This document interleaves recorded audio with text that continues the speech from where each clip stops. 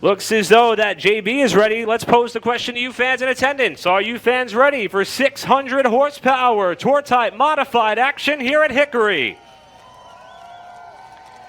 Perfect. We're going to count down from 3. And when I'm done, you will say the most famous words in motorsports. Here we go. 3, 2, 1.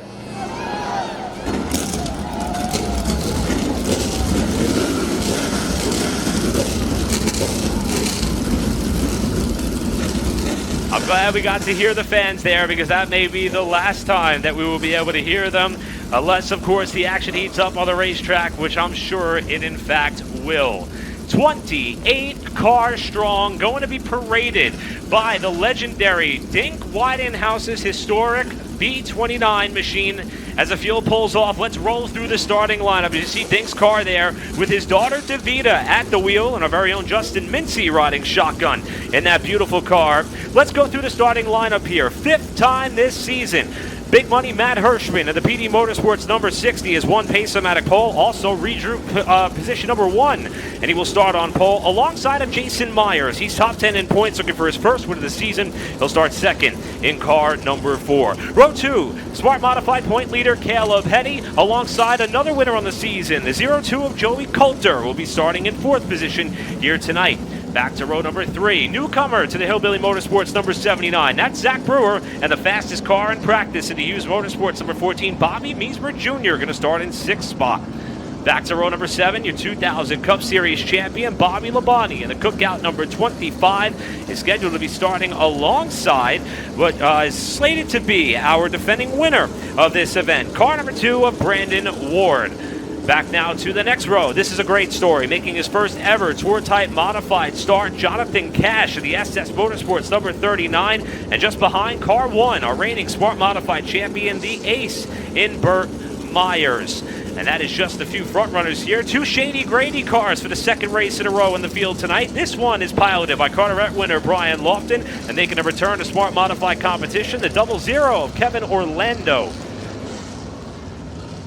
And that is how the front half of the field will look. There you see rookie Carson Lofton, the number 15, making his 2nd tour-type modified start, and Greg Butcher in car number 6. Again, a huge field of cars here, beginning the parade in pace laps. Gary Putnam in the number 77 is also in the mix as well, and we will roll through the entire field with you here once we get this race underway. We mentioned Dink Widenhouse, and I have to give credit where credit is due. Flow Racing's very own Matthew Dillner, typically here in attendance at these Smart Modify races. Well, I would say co-worker, but it's also his best friend, Rob Blount, who also works at Flow Racing. Got married today, so congratulations to Rob and his new bride. And Matthew is, of course, there in that wedding, but he provided us some really great stats about Dink, including this one. In 1955, that is when Dink truly hit his stride here at the Hickory Motor Speedway. As a matter of fact, he won the Hickory season opener over some of these names like Ned Jarrett, Junior Johnson, Shorty York, and Speedy Thompson. He rolled on there into the Darlington 200 Modified Sportsman event, also entered at Hickory, where he was leading the points and ended up finishing first, finishes with 1st through 11th, and ended up with winning his 2nd race of the year back then on April 30th as well. The success continued all the way throughout the remainder of the season, but the key, in fact, was this. It was a race scheduled at Hickory on October 9th. Would have been a points race, but he missed the race and handed the title over to his great friend Ralph Earnhardt, and he finished 9th in a Grand National race that was run on the same day after prioritizing his racing ventures, relinquishing the title, but leaving behind an incredible racing career as we honored Dink earlier tonight with the Eternal Flame Trophy. As you see the field now behind the AutosByNelson.com pace truck, getting set to see the 1-to-go signal. Our chief starter, JB Cole, at the helm. A little bit of housekeeping before this race goes green. 100 laps tonight. Totally different than the 99 lappers we're used to seeing. Field is so big.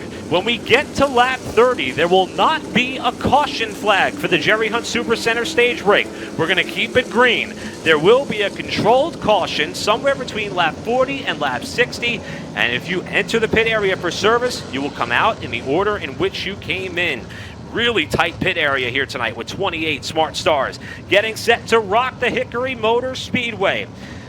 Looks as though we're going to go around one more time here as the caution flag is going to come back out. And Hirschman and Jason Myers will be the two who will position themselves back up on the front row. These drivers are vying for an opportunity to be top 3 in championship points after these next 2 races here tonight and then Tri-County Speedway 1 week from tonight, all leading up to the season finale at Motor Mile on October 22nd. You can catch the action live on Flow Racing all the way through the end of the Smart Modified Tour powered by Pace-O-Matic Gear. And we have to see who will be top 3 in points following next week's affair to race for the 2022 Smart Modified title. The AutosByNelson.com pace truck makes its way to pit road. Matt Hirschman and Jason Myers going to bring us to the Bell Helmets green flag, and the Hickory 100 powered by Dale Earnhardt Chevrolet is green.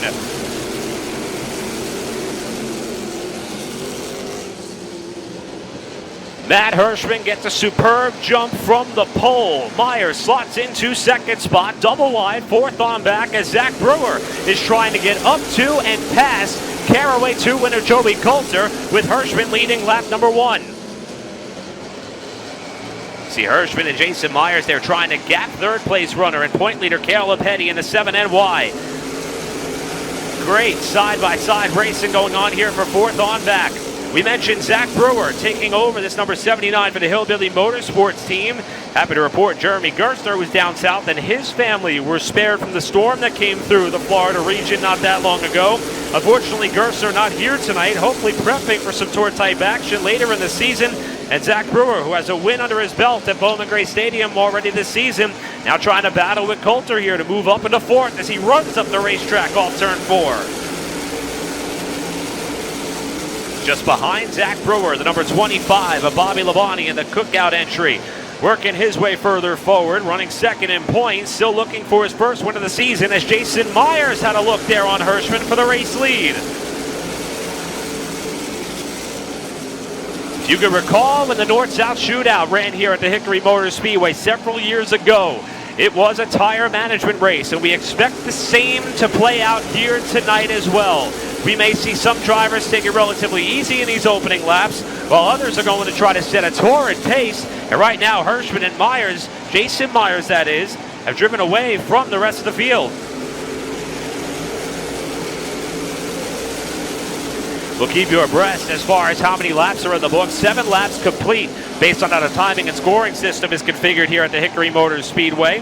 We are able to show you the top 10 combatants. And you see here some great side-by-side racing going on between Jonathan Cash and his first ever tour-type modified start, going wheel-to-wheel with car 2 of Brandon Ward on the back straightaway. Now Kevin Orlando tries to slide up the inside, and he'll fill the hole on the bottom of Ward off turn 4. As we got a caution on the racetrack, we got a car that has spun in turn number 1, and that is Brian Weber, who has gone around to draw the yellow with 8 laps in the books. Brian Weber, who was not in the fields for the last Smart Modified event at Dominion Raceway. He had already committed to run a 602 crate race at Anderson Speedway. Had a good run going there until the handle faded late in the going. In fact, that race was won by Cody Norman, who helps out the Smart Modified Tour on many of the social media platforms. And Cody and his father Mike here tonight, taking in the sights and sounds of the Smart Modified Tour and the Hickory 100, powered by Dale Earnhardt Chevrolet. Unfortunately for Brian Weber, that will be the reason for the first caution flag.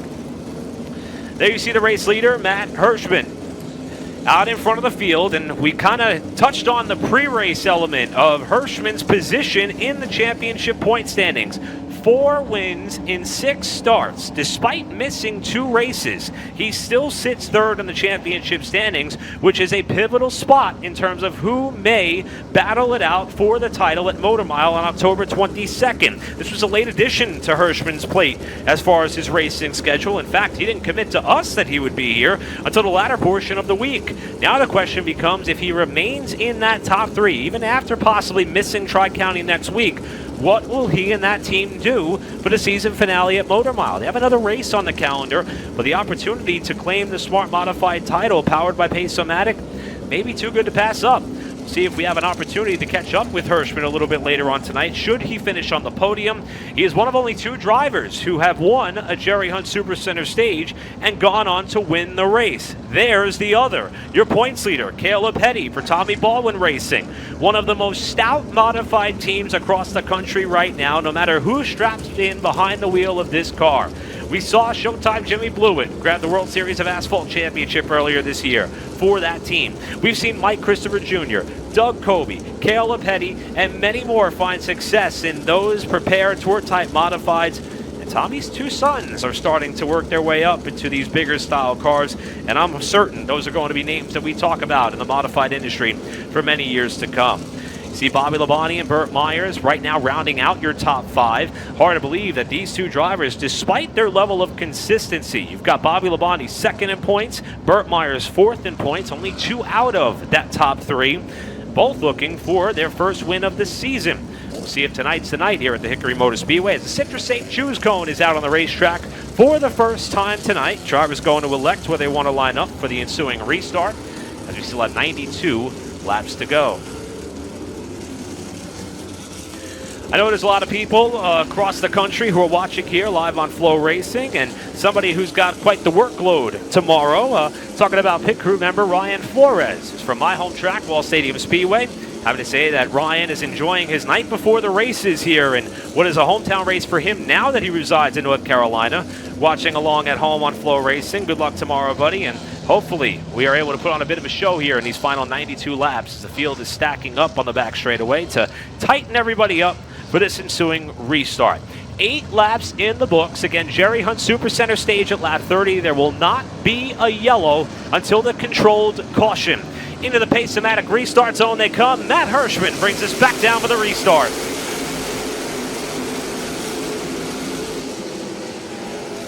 Boy, Bobby Labonte had the top line rolling that time, and Jason Myers dives to the inside for the race lead in turn 3. Tight pack of cars flash by the start-finish line. Myers was unable to get up to it alongside Hirschman that time through 3 and 4, but now Bobby Labonte is lurking in third with Burt Myers entering the frame on the top side. Hard to tell what the game plan is for these front runners. They appear to be running pretty aggressively at this point in the race on a track that is known to eat away at the Hoosier rubber as Labonte tries to set up his car down low on Myers. Bit of a stack up further back, and we got a car backwards in turn 3. That is Greg Butcher, who has gone for a semi-slide there in turn 4. Somehow, it is just a one-car incident. Greg Butcher, who scored a top 10 finish at Carteret County Speedway 2 races ago. Back out here in his Greg Butcher trucking number 6. Got a little bit jumbled up there in the midfield, and it will be the second caution of the race. Let's take a look at the Flow Racing replay. Top of your screen, boy, lucky to get away with minimal, perhaps no contact at all on the rear Nerf bar of that car as he slid up to the turn 4 wall. Second caution of the night, second one for a single car spin. First one was out of Brian Weber. This one comes just 2 laps off the restart, with Butcher being the first and only car to go around in turn number 4. We mentioned that the control caution is going to come somewhere around lap 40 to lap 60. That's where, however you enter the pit area, that's how they're going to exit out. Normally we have live action pit stops with the Smart Modified Tour, but 28 pit stalls, especially with several teams trying to pit 2 cars at once, it just wasn't going to be a good recipe for success. So the decision was announced earlier in the week. It was reiterated in the drivers' meeting. Any pit stop that takes place before or after that point, it will be handled as a live action stop, because we don't expect to see the bulk of the field come down at a similar time or similar point in the race, if you will. While we continue to work under the caution, it's been a really tough week for the motorsports community. Many of our racers make the trip down south to partake in speed weeks at New Smyrna. Just referenced it earlier with Jimmy Blewett's involvement and track championship down there. Well, the modified community always knew that they could count on Jimbo Chadwick if they had a rough night at the races. Jimbo's race cars and parts solicited itself as a better alternative than towing your way all the way back home early. Unfortunately, Jimbo passed away earlier in the week, and while many were offering up condolences, there was a common theme that popped up. He just loved the modifieds. We're hoping that Jimbo is watching along with all of us from what is now the best seat in the house. I also want to take a moment and talk about Rick Eshelman. And Rick was a very accomplished member of the motorsports community, award-winning announcer, and he was best known for his work with the World of Outlaws Late Model Series. He's a member of the Dirt Late Model Hall of Fame. In fact, one of only 4 announcers with that honor. And by all accounts, he was one hell of a guy. Rick left quite the mark on the sport and had quite the impact on all motorsports announcers, even those who were never privileged to be graced like his presence. I invite everyone to head on over to the World of Outlaws social media outlets following tonight's races and check out the wonderful tribute that they put together in his honor. I also want to invite everyone to do a couple of simple things, whether it be tonight, tomorrow, or whenever. And that is be kind to one another, check in on your friends, family, and loved ones from time to time, and lastly, abide by what is, in my opinion, one of the most important morals that one could have, and that is to love who you have while you have them. To Rick Eshelman and Jimbo Chadwick, Godspeed. And as tough as it may be to pivot from that conversation, the Citrus Safe Choose Cone is out on the racetrack, and we have 90 laps left to go in the inaugural Hickory 100, powered by Dale Earnhardt Chevrolet. A couple of quick yellows to kick this race off. Matt Hirschman and Jason Myers on the front row for this restart. Bobby Labonte starting to creep his way further forward, along with that of Burt Myers in car 1. And the 7 and 14 of Caleb Hetty and Bobby Meismer Jr. respectively making up row number 3, with Brandon Ward and Joey Coulter the teammates in the 2 and 0-2 in row 4 as we get set to hit the Pace-O-Matic restart zone. 90 laps to go. Hirschman brings us back down to the restart.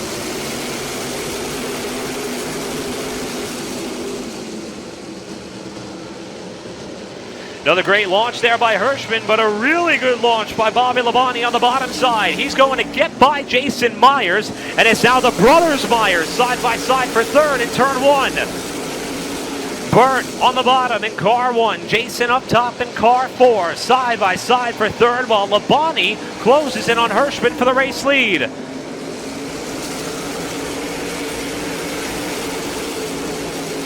Burt and Jason continue to go side by side as we got a crash in turn 1. 2 cars involved, one of which is the 8NY, and tempers boiling over there in turn 1. Chris Finocchiario is not happy with Austin Kakanosh. Kakanosh making his first smart start of the season, had a Race of Champions victory at Chemung Speedrome earlier in the year. Found his car up into the outside wall, and Finocchiario let him know he wasn't too happy with how that unfolded, and they're still bouncing off each other in turn 1.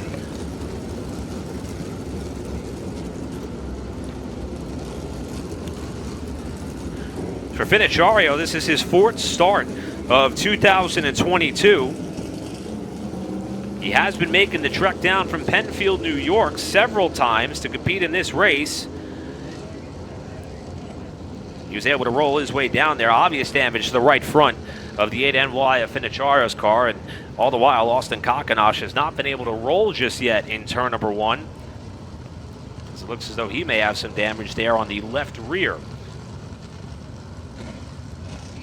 We mentioned the victory that Austin Kakanosh had earlier in the season with the ROC Modifieds. He actually beat what has been one of the most dominating drivers on the Smart Modified Tour this year, and Matt Hirschman to lay claim to that checkered flag and trophy.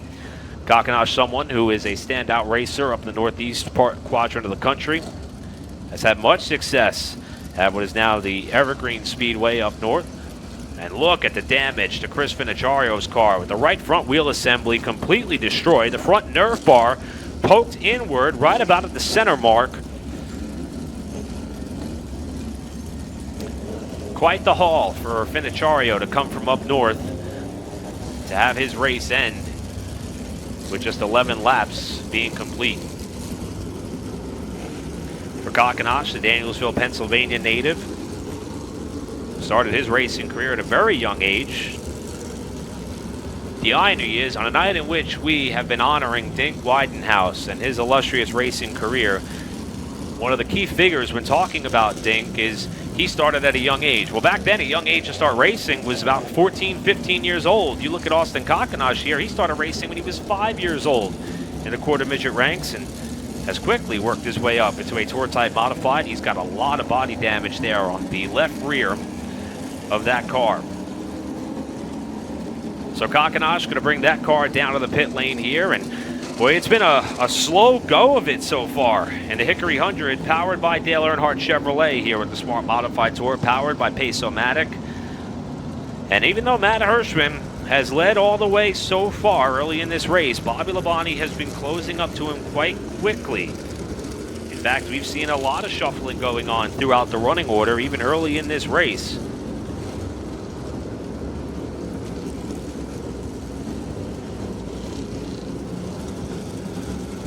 1 year ago, Bobby Labonte was able to garner 2 wins on the 2021 Smart Modified Tour, and even though he had reached victory lane on 2 occasions by the time we set the Smart 3, this year's been a little bit of a polar opposite for that of Labonte, but the consistency is what has put him up to 2nd place in the championship points. And you see that car owned by Mike Smith. It goes by Andretti, but this is a car that has been in Tour Type Modified competition for some time. Labonte's been the full-time wheelman for the last 2 seasons, and last year he finished runner-up in this race, 2nd to that of Brandon Ward.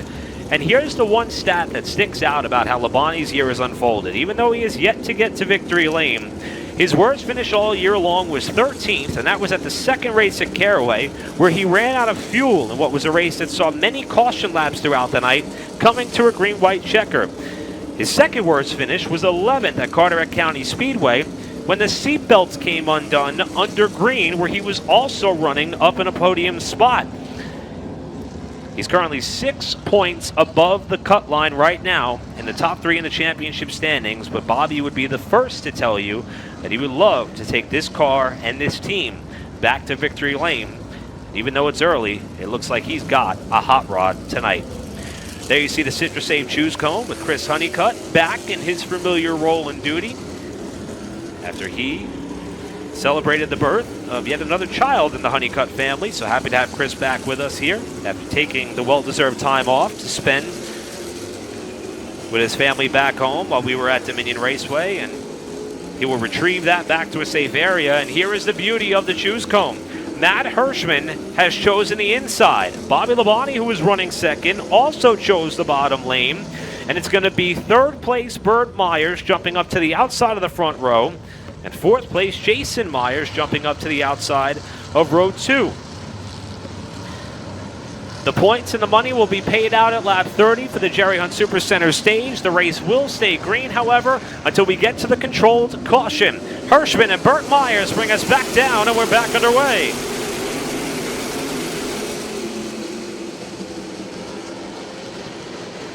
Burt was not able to stay up on the outside of Hirschman. Wow, Hirschman slides up the racetrack. There was a lap car that just came out of the pit area that may cause us a problem as the caution flag is out. Saw a couple of cars coming out of the pit lane late, one of which was that of Brian Weber, who was about to encounter the front of the field. The other one was that of Dennis Holdren, who entered the racetrack fresh off of the pit stop. And it will be yet another caution flag, with only 11 laps being shown as complete right now.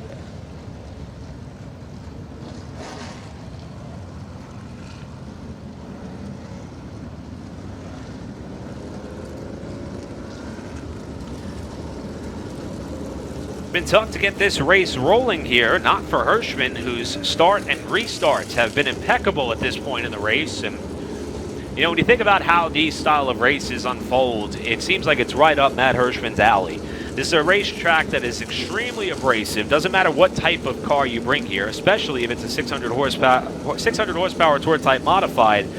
You have to feather the throttle if and when necessary, especially knowing that you've only got one change tire waiting for you in the pits. For most of these drivers, you can bet they are going to be bolting that change tire on the right rear.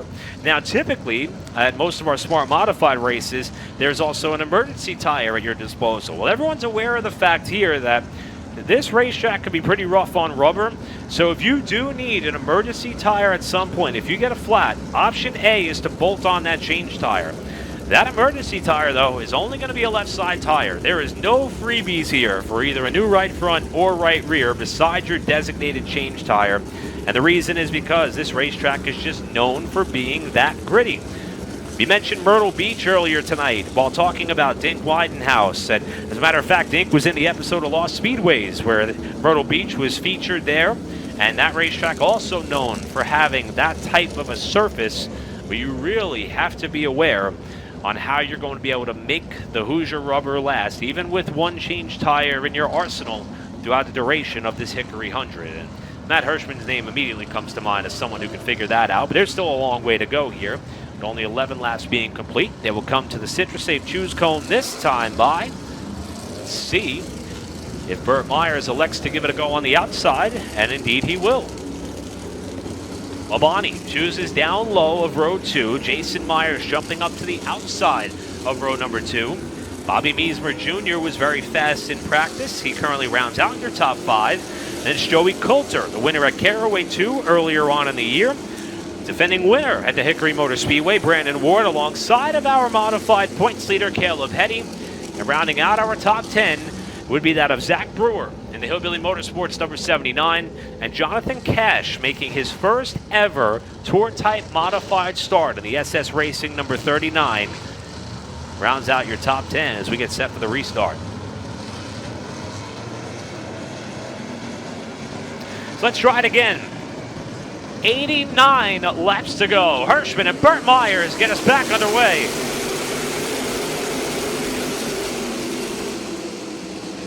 Myers trying to hang tough on the outside. That got close at a 2. Now Labonte dives down low to try to take over second spot from Burt Myers off 4. Boy, it looked like Burt was trying everything possible to try to hang to the right rear of Hirschman's car off of turn 2, and they almost made contact a lap ago. Now things single file across the top 3. Bobby Meismer trying to slide up the 4th spot in the 14 car.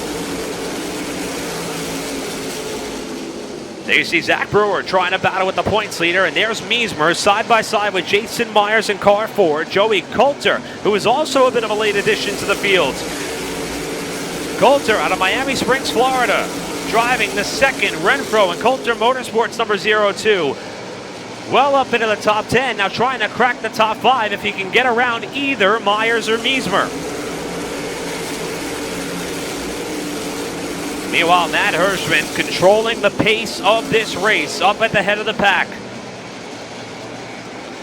Currently running well up off the bottom as we drop back to a battle here towards the bottom portion of the top 10. There's Jonathan Cash in that number 39 car on the outside of point leader Caleb Hetty. We touched on this a little bit earlier tonight. This deal came together. Jonathan Cash, most of his racing career involves that of full-bodied stock cars or go-karts. Happens to be really good friends with one of the owners of this car, and Hermie Sadler and Senator Bill Stanley. His karting career and karting family suffered a terrible loss a few weeks ago as the promoter of Capital City Speedway, Chris Beasley, passed away in a roadside accident. Jonathan Cash is racing in honor of Beasley tonight, and Hermie Sadler will be matching the winnings of that car and will be donating over to the Beasley family in their time of need. All the while, the teammate to that 39, Jonathan Brown, you saw him get a little bit sideways off turn 4 a lap ago, but battling with Zach Brewer in what is a whole knot of cars in turns 1 and 2. There's Jonathan Brown, your winner at Franklin County earlier this season. And behind him, the number 77 of Max McLaughlin. Check that. That is Gary Putnam in the car that Max McLaughlin has raced several times in 2022. So we flash back up to the top 3. Hirschman, Burt Myers, Bobby Labonte working their way around Brian Weber. Got a car in trouble, turn 4. It's one of the Shady Grady entries with a flat right front tire in the 4th corner, and the caution flag will fly again. Saw right out the tower here at the Hickory Motor Speedway. One of the Shady Grady number 15 cars dart up towards the wall, fortunately kept it off the fence, and that is the Carteret County Speedway winner in Brian Lofton, who has had a right front tire go down, and he did a masterful job of keeping that car off the wall. Watching on the Flow Racing replay, fortunately did not have another car to his outside when that tire let go, and did a great job keeping it off the wall. This is the second race in a row that the Shady Grady team has fielded 2 cars that look relatively identical. The difference is that when you look at Carson Lofton's entry, there was a CL to the right side of the right side door number. Carson has been an absolutely incredible rookie, and one of the funniest things to come out of qualifying earlier was the fact that both father and son, Brian and Carson, timed in 12th and 13th respectively, separated by just a few thousandths of a second. That was after Carson was able to get himself a pretty impressive top 10 in his tour-type modified debut at Dominion Raceway last time out. And there's the youngster in Carson Lofton. We mentioned that his father Brian, who got the win at Carteret a few races back, well, before Carson strapped into the cockpit of this second Shady Grady racing car, He was actually spotting for his father the night that he won at Carteret County Speedway. So this young gun, who is going to be making some waves in the modified fields for years to come, is certainly a very talented youngster. And even after that, he had to start at the back at Dominion, one of the fastest tracks that we visit. He looked at me and smiled and said, "At least I know that I'm going to have the best way to learn some stuff tonight." And so far, he's been able to keep his nose clean, but the same could not be said for that of Father Brian, who's going to be going on the hook. And this is quite detrimental to Brian's hopes of getting into the Smart 3 for the second year in a row. He, along with John Smith and Burt Myers, were the three drivers wrestling for the championship 1 year ago. Brian Lofton came into tonight's race 7th in the championship standings, 16 points out of the top 3 in the standings. And it looks as though that flat tire is only the beginning of the problems for that car. And this will certainly hurt him in the point standings with just one race to go before we set that Smart 3 and championship battle. So on the hook goes that of Brian Lofton, with the caution coming out here officially at lap 20. So we are 10 laps shy of the Jerry Hunt Supercenter stage break.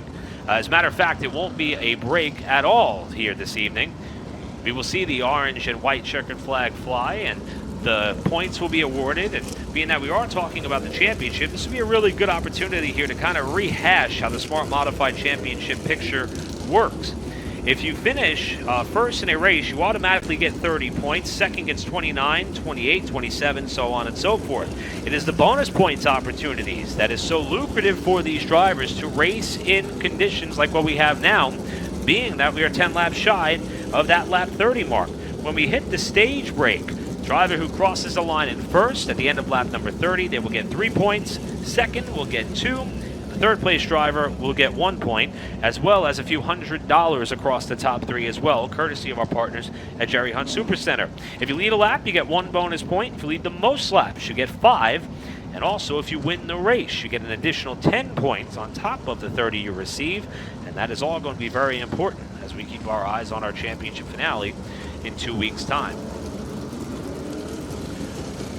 One of the most surprising stats that I've been able to find here about Matt Hirschman and his relationship with the Hickory Motor Speedway is the fact that he hasn't really raced here all that much. When you look at how much traveling and how much racing he does for several race teams, including this PD Motorsports team here in this part of the country, it's pretty remarkable that even in a select few starts, he does have a victory here so far on his racing resume at the Hickory Motor Speedway. And Hirschman now finds himself ahead of the field with still 80 laps to go in this race.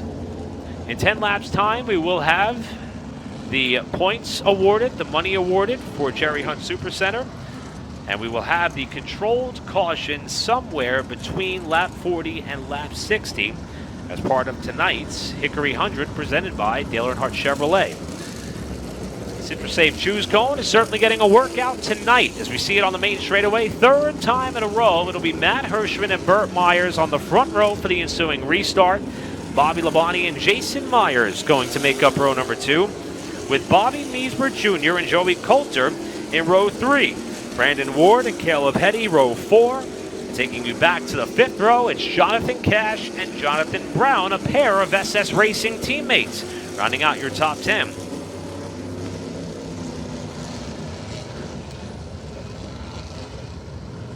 See the field being slowed on the back straightaway. Looks as though that we're going to go around at least one more time before we do in fact see the restart here at the Hickory Motor Speedway.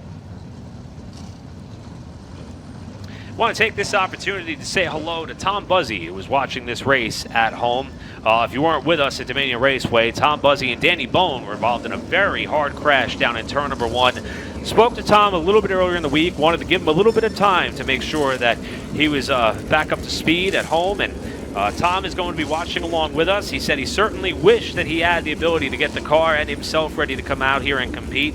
If it's any consolation, Pace-O-Matic does have a hard luck award. Tom did in fact take that award home last week by virtue of the accident in turn number 1, but all joking aside, we're certainly happy that Tom Buzzy is in fact home and doing well, and we hope to see Tom back out here at the racetrack. As a matter of fact, for those of you watching along on Flow Racing, you can see that Buzzy Racing as a whole is a very big supporter of all forms of motorsports. And you'll see some of them throughout some of the commercial breaks that we take throughout Smart Modified coverage as we watch Brian Lofton get some help to go back to the pit area. So we're hoping to get perhaps the one to go signal this time through our chief starter J.B. Cole. Since we already took the choose, the field is going to stay in double file formation. The Hickory Motor Speedway has been a tough one tonight. There is still a lot to unpack as far as what strategy is going to work for these drivers vying for the Smarty Trophy here tonight. So far, none of the front runners have pitted. We're still very early in this race. In fact, just a fifth of the way through. With 20 laps complete, again, points and prize money will be handed out in 10 laps time. The race will stay green all the way up into the controlled caution between lap 40 and lap 60. Matt Hirschman, Burt Myers, Bobby Labonte, Jason Myers, your front four as we come back into the Pace-O-Matic restart zone. 80 laps to go, and the caution is back out yet again. Yellow lights were flicked on there late as they were just about to come to the green flag. And that is a moment where the spotters certainly were earning their keep. And the call is there is a piece of debris. As a matter of fact, I could see it here from the timing and scoring tower right up against where the patch of old pavement is on the apron of the racetrack in turn number 1. There is a smart official that is running his way out there to retrieve that piece of debris in the first corner. And that is right in the racing groove. Hats off to our amazing team here tonight with Flow Racing for being able to capture that. That certainly could have done some damage to the front end of these cars. So a quick heads-up call by our team of officials and everybody stationed around the racetrack there to draw the yellow before that could have certainly negatively impacted not only someone's race, but their potential season.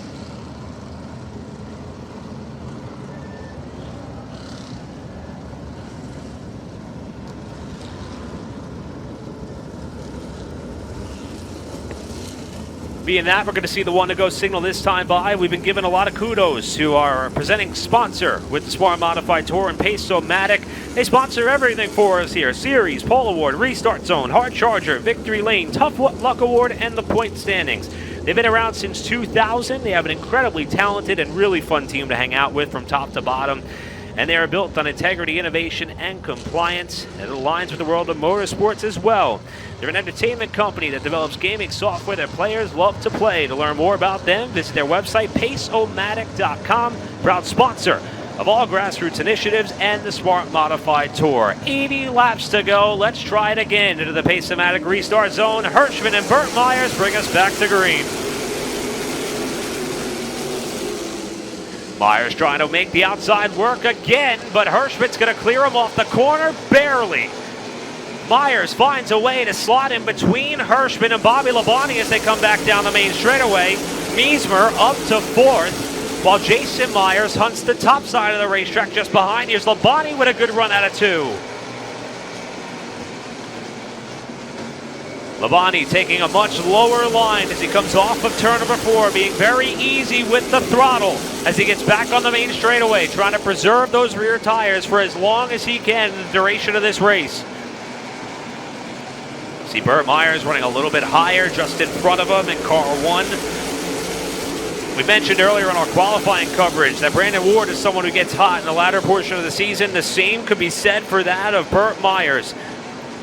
This is the point in the season where he certainly starts to hit his stride. He's running second right now. He's only 2 points out of the top, the Smart 3 in the championship standings. He's coming off back-to-back top 5s that included a runner-up finish at Carteret County Speedway 2 races ago. Now trying to fend off Bobby Labonte in the battle for second spot as we drop back through the field. This is Jonathan Brown on the outside of Michael Rich, making his second Smart Modified start of 2022. His first one ended 13 laps in the books at Caraway after an incident in the first corner. He's made it much further in this one, and that PSR Products number 17 looks really fast tonight. Gary Putnam in the 77 working on Jason Myers, all going on throughout the top 10.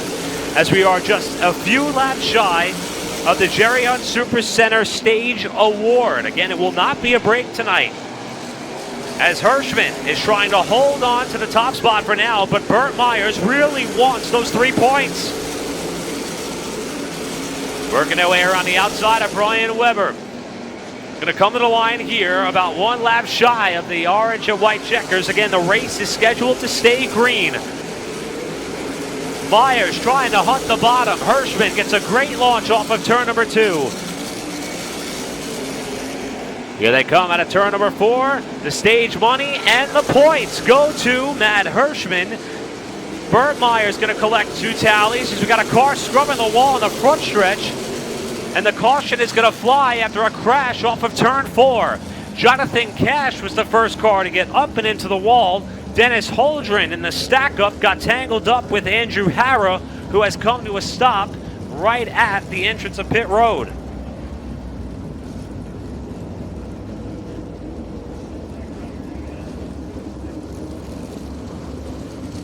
There's Andrew Harra making his first start of the season, second career Smart Modified entry. A driver who frequents Bowman Gray Stadium and the second car for Hillbilly Motorsports. And let's try to see what happened. First car that I saw get wide, and he had a little bit of help, was that of Jonathan Cash. In fact, he kept it off the wall, but really dirtied up the top lane there. And it was in the stack up behind that Holdren and Harra got tangled up. I believe that might have been the lap car of Brian Weber that kicked Jonathan Cash up into Never Never Land and dusted off the wall. And you see there, Andrew Harra is out of the car and okay. However, the race car is not. It was interesting to see Andrew Harra added to the field. We mentioned the fact that he did make a smart start in the past. That was at Florence Motor Speedway back in 2020. Finished 1 spot shy of a top 10. The result tonight is not going to be as favorable, as you see the obvious damage there to the front nerf bar of his Hillbilly Motorsports number 79. Let's take one more look at it here. For those of you watching along with us on Flow Racing, watch the first yellow car that comes in your frame.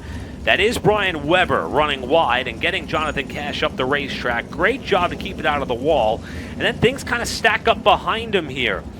And it looked as though Holdren got spun down in front of Harra, right across the bow. In fact, the other Hillbilly Motorsports car of Zach Brewer almost got swept up in that crash as well. So, quite the scare for the Hillbilly team, who comes with a fully prepared crew to try to put both of these cars out on the racetrack there. And they almost lost both of them in the stack up in turn number 4. And we've got some action on the pit lane. How about this?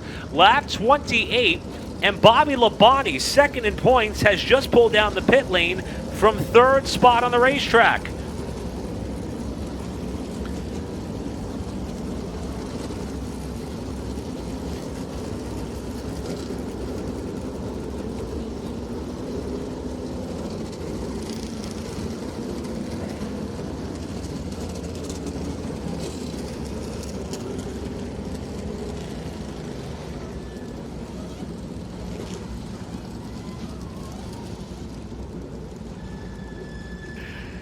As you can see, Bobby Labonte is not the only car on the pit lane. Many cars coming down. Not seeing anybody bolt on that change tire they have at their disposal, which general consensus amongst the pit lane is that it would be the right rear that would be going on.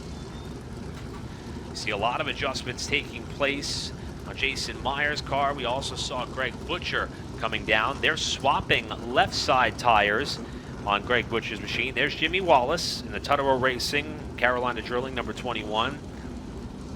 Seems as though a lot of drivers in the field taking advantage of this caution flag right now to come down for service, and that will shake up the front of this field. Hirschman, Burt Myers, Bobby Meismer Jr. stay out as the wrecker service for Andrew Harra's car makes its way past the stationary field behind the AutosByNelson.com pace truck in turn number 4. Field is being given ample time to try to service their vehicles. With that, we are going to step aside. For those of you watching here on Flow Racing, we're going to take a short break. We'll be back with more racing action for the Smart Modified Tour powered by Pace-O-Matic here at Hickory. Hi, I'm Tom Buzzy. And I'm Lori Buzzy. And this is our story. 2010, 2011, we decided to start our own family business of Buzzy Racing. 4-cylinder cars at Hickory and Daytona with NASCAR cars. We have a son that races. We have 2 grandchildren that race. I feel like from our customers' perspective, they appreciate that. We understand their situation. We understand their budget concerns, what they need in technology. It's something we've done for so many years, and we're very fortunate to be able to pass that on to our customers.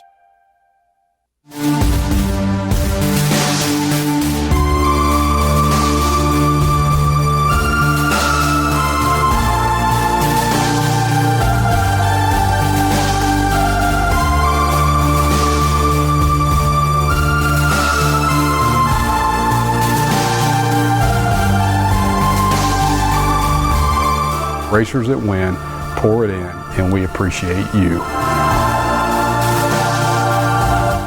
Hi, I'm Tom Buzzy. I'm Alan Buzzy. And the story continues with us. Racing has been part of our family as long as I can remember. Started in Dad's garage, and finally it grew and grew to busy enough where Dad called me, and that's where I joined the business. some of our customers, they've been customers of ours, some of them since I was in high school. One of the coolest things you hear is someone calls and they say, so-and-so told me to take it to Buzzy. Word of a racer, it means a lot.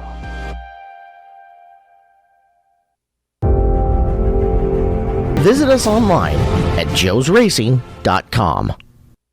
I am Ben Buzzy. Hi, I'm Tyler Buzzy. And we are the future of Buzzy Racing. Do you think they'll jump in the business too? Yeah, I think so. They love racing too. Yes. Yeah. Racing is one of my passions because my dad and my grandpa work there. One thing I can hope is we were there with our dad. Hopefully what we've taught them and they can take it and teach their kids, it continues to go.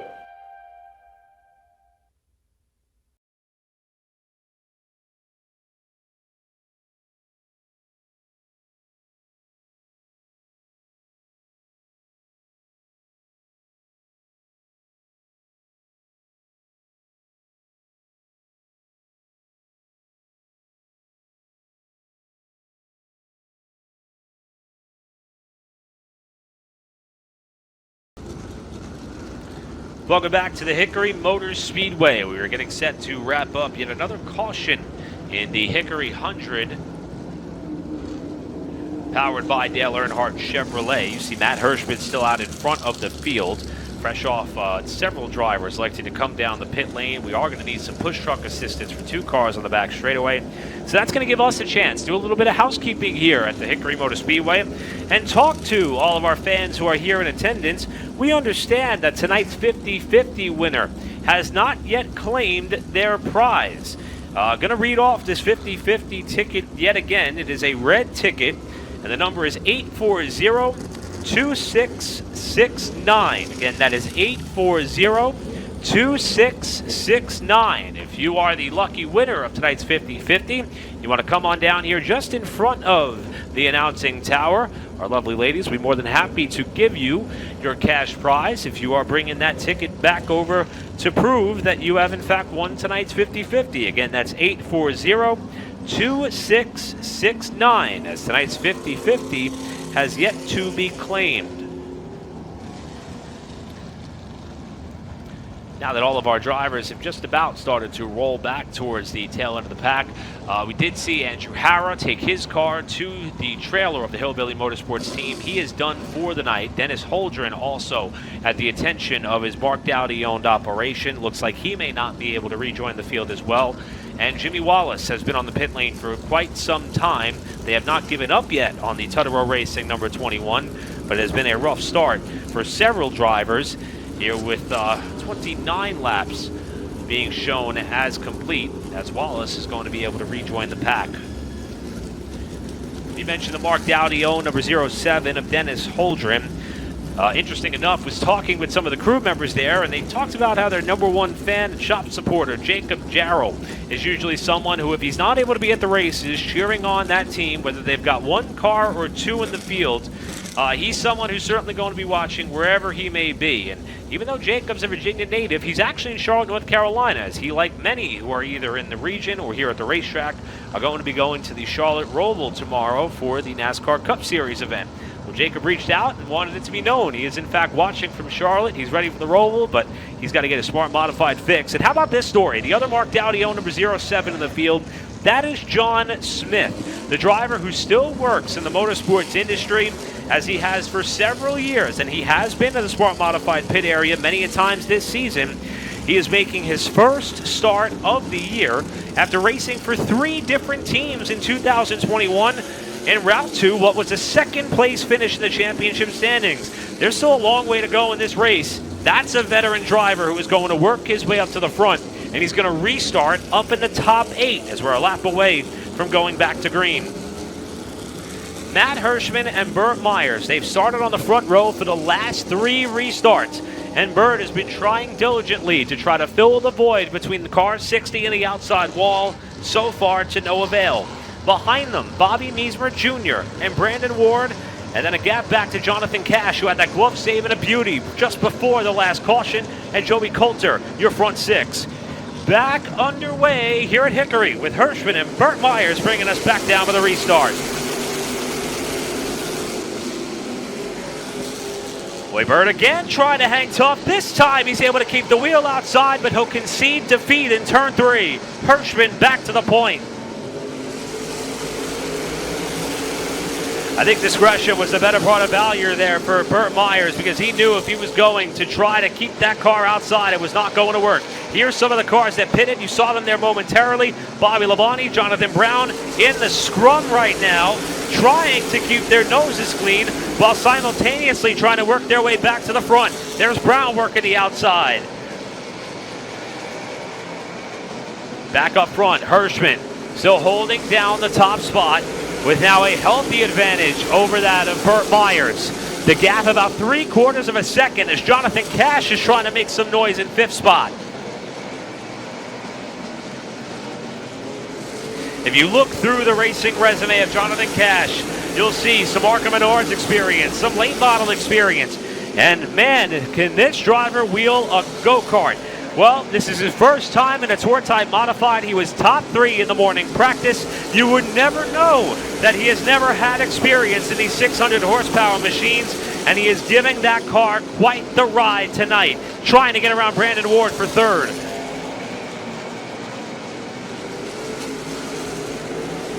As Hirschman puts another lap on the board, check that. That was the fight for 4th position between Ward and Cash, and there's the gap between Matt Hirschman and Burt Myers as they run.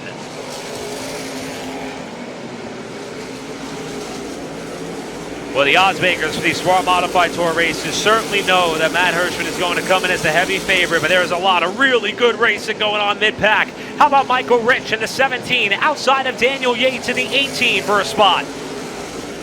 All going on behind that young rookie and Carson Lofton in the 15 CL just up ahead. We saw Michael Rich and Yates banging Nerf bars as they came through 1 and 2 a lap ago. Yates trying to sail it in there as the Lone Ranger behind him for the Hillbilly Motorsports team, Zach Brewer, tries to make his way further forward after his teammate Andrew Harra got taken out in a crash a few laps ago as that got tight off of 2. And at the front, Hirschman just setting the pace.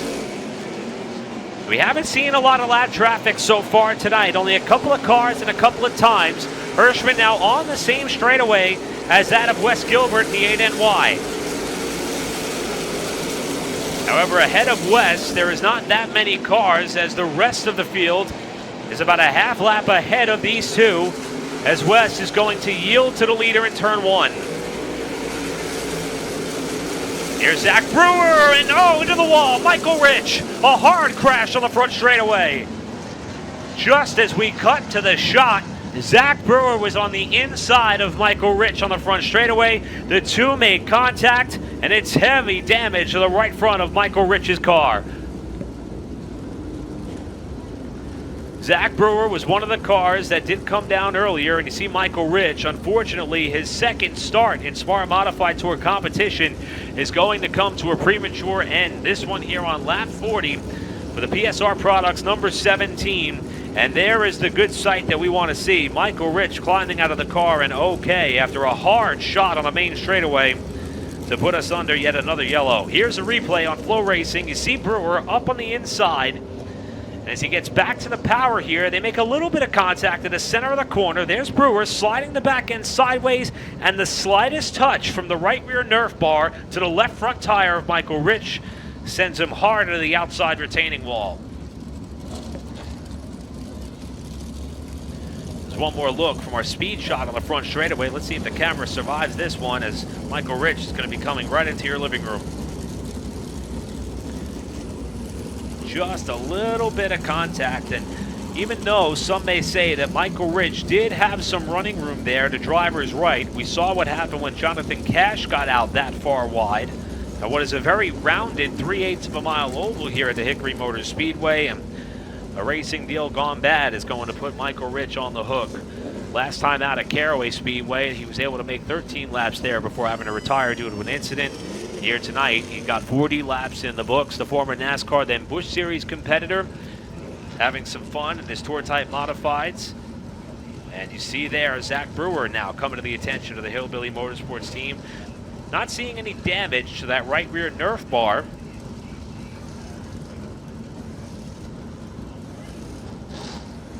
They are certainly trying to make some adjustments to that car. There you see Carson Lofton, the young rookie, has had much success in crate modified competition with the Shady Grady Racing team.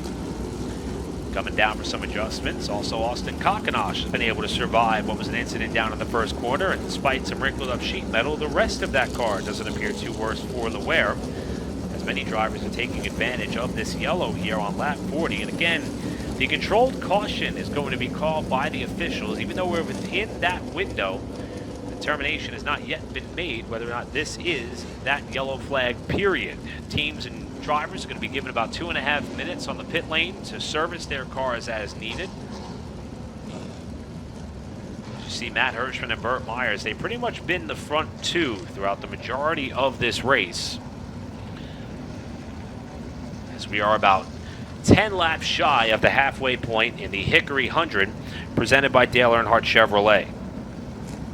Well, the Citrus Safe Choose Cone has been getting quite the workout tonight, even though we are well into the cooler portion of the day. If you are here with us at the racetrack, you know that the weather was absolutely perfect mid-afternoon, right at about sunny and 70.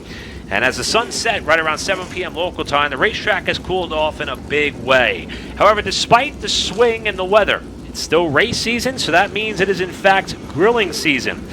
Citrus Safe is one of the best grill cleaning products that you could find. As a matter of fact, when my wife and I elected to take the plunge and finally buy ourselves a smoker, we knew when we had to keep it in tip-top shape, Citrus Safe was the way to go. As you see Chris Honeycutt putting that Citrus Safe Choose Cone back into its position to re-rack the field. If you're in the need for any form of grill cleaning items that are available for you at many of your home improvement stores, Citrus Safe is the way to go. That is Citrus Safe, proud supporter of motorsports and proud sponsor of our Citrus Safe Choose Cone here with the Smart Modified Tour, powered by Pace-O-Matic.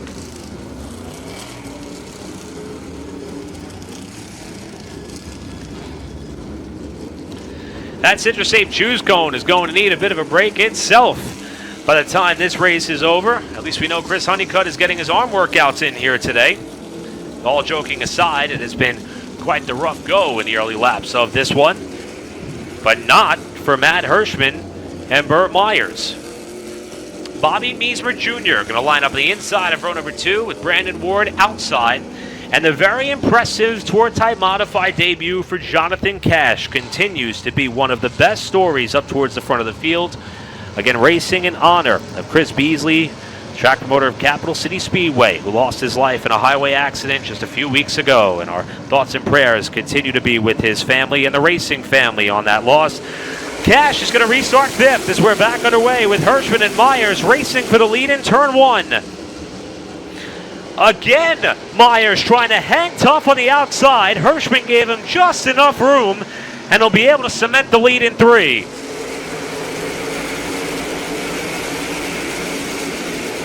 Even though Matt Hirschman has done a great job being able to control the pace of this race, I like what I'm seeing out of Burt Myers there, continuously exercising that top groove. Should it be what he needs to rely on for an opportunity to get back to victory lane in the Smart Modified Tour? Here's the Renfro Coulter Motorsports teammates going side by side. The 2 car on the top side is that of Brandon Ward, while the 02 of Joey Coulter makes the move around the inside to get up to the top 5. And just behind them, Gary Putnam with a chrome Nerf bar starting to enter the picture, but Coulter's not done yet. He's applying pressure to the backside of Jonathan Cash off 4. Coming up on 55 laps to go. And there's the gap between first and second as Hirschman continues to lead the way. Got a spin, turn 4. 2 cars around off the 4th corner. One of them is Zach Brewer, the other Gary Young Jr.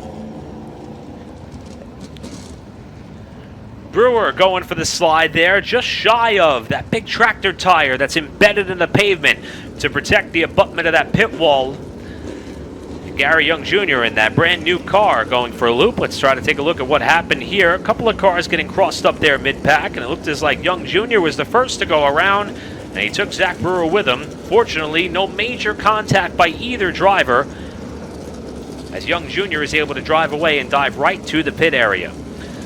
Zach Brewer's car is yet to roll. He had required assistance of a push truck at least once before, and it looks like he's signaling he does need a push. There's Gary Young Jr. going back to his team, and you may be familiar with some video that surfaced from the Tour Type Modified event at North Wilkesboro Speedway involving that driver in Gary Young Jr. He had a stuck throttle on his qualifying run back there as part of the racetrack revival, and he hit the turn 3 wall incredibly hard.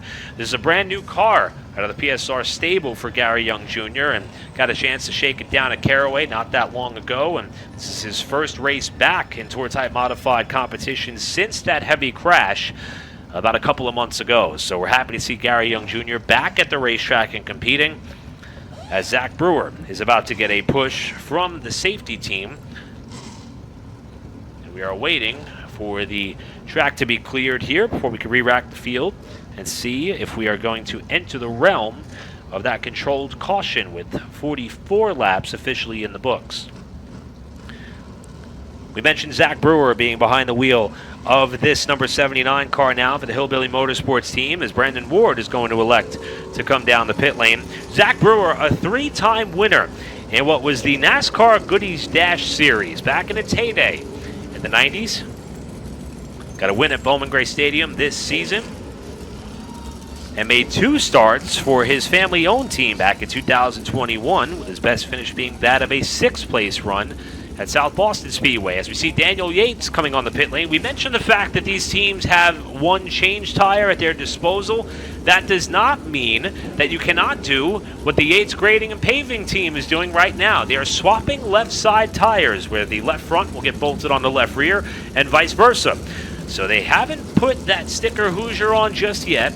We assume that most, if not all, teams are going to be bolting that change tire on the right rear. But at this point in the race, 5 laps shy of halfway, we're not seeing many elect to do that just yet. And there's Zach Brewer, and had a chance to catch up with Zach in what was his first smart start of 2021 back at South Boston Speedway. And one of the things that caught my eye immediately was that on the driver's side sleeve, or I should say the left side sleeve of his fire suit, he adorns the number 45 in memory of his late friend Adam Petty, who we lost back in May of 2000. As many of us know, Adam and his legacy live on at Victory Junction, a charity that continues to be up and operational not that far here from the Hickory Motor Speedway. And Zach said that he and Adam were great friends, and honoring him and his legacy is something that he looks to continue to do throughout his own racing career. So even though the number 79 is on the side of that race car, he ran the number 31 for his family-owned team, as he did in the Dash Series back in the day. The number 45 on his fire suit is certainly reserved in memory of not only a special racer, but a very special person in Adam Petty. Front runners remain on the racetrack, with that of Matt Hirschman and Burt Myers. And for Burt, may not be something he wants to necessarily touch on, but second verse may very well be the same as the first. Remember how last year went for the ace in Smart Modified Tour competition en route to his second title. As the field is going to double up here in turn number 1, he did not get to victory lane, and he certainly wants to take home one of the newer Smarty trophies that are up for grabs, presented by that of Banker's Life, and of course fabricated by our partners at Jostens. He said he took home the smartest Smarty by virtue of winning the title, but he wants to get this team to victory lane in tour type competition, as it's been a little while. Could tonight be the night? He's going to be restarting yet again alongside of the Dominator so far. And speaking of our friends at Banker's Life, there's some halfway money on the line here in about 5 laps time. Hirschman and Burt Myers bring us back down for the restart, about 5 laps shy of halfway.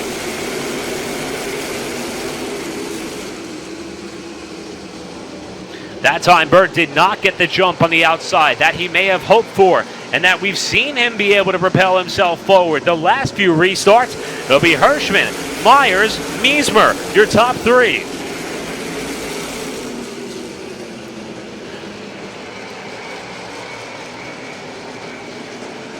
That time, Burt Myers running a tighter line on the bottom of the racetrack while everybody tries to find their proper running room. And the running order continues to shuffle around in a big way. There you see Gary Putnam going side by side with the 07 of John Smith. Putnam just had himself quite the slide in turn number 1. As the back end of that race car jumped out from underneath him once he got back under power in turns 1 and 2, he fights back on the outside on Smith. This currently a race for the 6th spot going on by Jonathan Cash. Look at the hands inside those race cars. Unbelievable to watch these drivers slip and slide their way around this 3/8 mile oval as Putnam's able to seal the spot off for the moment. You can see just about everybody struggling with traction when they get back to power with these 600 horsepower machines, as Myers is not allowing Hirschman to break too far out in front. As we hit the Banker's Life halfway mark here, the halfway money is going to go to Matt Hirschman. He's been racking up the contingency awards. Can he be able to pull off the Grand Slam tonight? Pace-o-matic pole, stage win, halfway leader money, and now looking for his 5th win of the season, but Myers is keeping him honest. Meanwhile, here's a couple of cars that stopped for service earlier in the race. Bobby Labonte outside, car 25. Jonathan Brown trying to get back to the inside, car 22. You also see Austin Kokenash has worked his way up into the top 10, despite the damage to the left rear. Smith holding his own on the bottom of the racetrack. Kokenash trying to get around Putnam. Brian Weber to the inside there, going a lap down at the end of the back straightaway, with Labonte being able to get himself into a pretty good running position here. Now back up into the top 10. Currently scored an 8th. Hirschman around the outside of Wes Gilbert is running at the tail end of the field. This may very well be Wes Gilbert's last Smart Modified start. The driver who hails from up north. At the end of this race, he's got an 8-hour drive back home. And so far, he's been doing a tremendous job allowing the leaders to race around him as Labonte gets by Putnam. John Smith wants to follow through. Putnam now appears to be struggling with that curb records number 77 as he's fallen back down into about the 9th position as they run.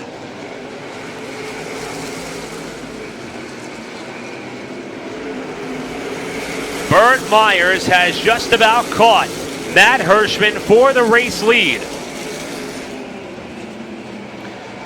Hirschman running up in that 2nd lane, it appears, coming off of the corner, while Myers is keeping that car wrapped around the bottom of the racetrack as we got a spin in turn 4, and another car hard into the wall in the main straightaway. The first car to go around was that of Wes Gilbert, and in the stack-up, Greg Butcher has just ripped the right front off of his number 6 modified.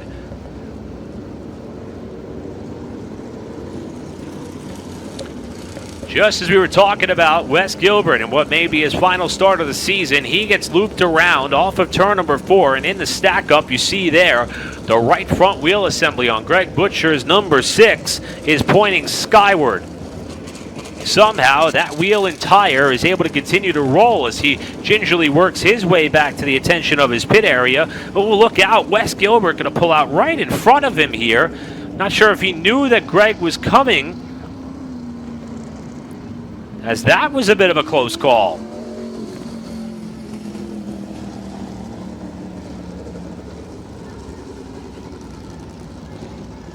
Let's take a look at the Flow Racing replay. You see there Gilbert already had gone around and in the stack up. I'm not sure if Greg Butcher may have climbed over the right rear Nerf bar of another car that kicked him up into the outside wall.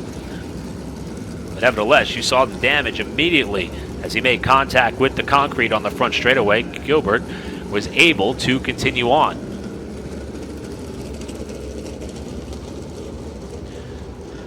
So unofficially, we are showing about 57 laps complete in the Hickory 100, powered by Dale Earnhardt Chevrolet. Field is being slowed there in turn number 2 as we have one car that is dead in the water. One more look at the replay. As a matter of fact, here is Zach Brewer. We've seen this several times tonight. This car, every time it comes to a stop, just unable to keep going. I think Carson Lofton was trying to offer up a bit of assistance there to the veteran racer, but was unable to get that car fired. Carson now backing off here of the rear Nerf bar of Zach Brewer's car. And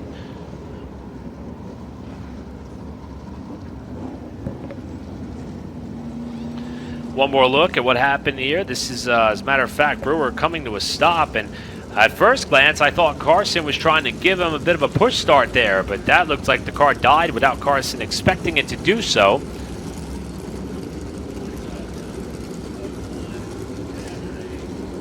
Right now, race director Chris Williams trying to offer up some assistance to the push truck to get that car refired. Still got 43 laps remaining. All these drivers vying for a Smarty Trophy, a victory here at the Hickory Motor Speedway, America's most famous short track, and many trying to position themselves in a premier running position to try to battle it out for a Smart Modified title at the Motor Mile Speedway on October 22nd. If you cannot be there, be sure to catch the action live on Flow Racing. For more information about the Smart Modified Tour, our drivers, statistics, and more, visit smartmodtour.com. Zach Brewer coming back down to the attention of the Hillbilly Motorsports crew, and this is going to be the turning point of the race. All of the front runners electing to come down for their pit stop. Matt Hirschman is in. Burt Myers is in. You see the swapping of the left side tires going on car number 1. They'll come around to the right rear. The same happening for Jonathan Cash.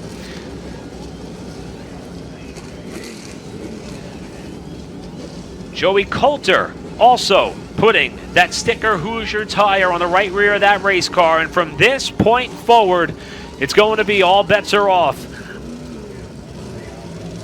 Jason Myers getting released for service, seeing a bit of a different approach from the Hillbilly Motorsports team on the left rear of Zach Brewer's car. And I believe we are also seeing a left side tire swap on Joey Coulter's machine as well. Same can be said for that of Bobby Meismer, who just bolted his sticker Hoosier on the right rear. Been a great night so far for Meismer, our Pace-O-Matic pole winner from the season opener at Florence. Comes into the night 8th in championship points. In his Z-Max Racing Electronics, Boston Reed-to-Lead Real Estate Group, number 14. Now, we said just about all the front runners came down. There are several who stayed out, including that of Austin Kakanosh.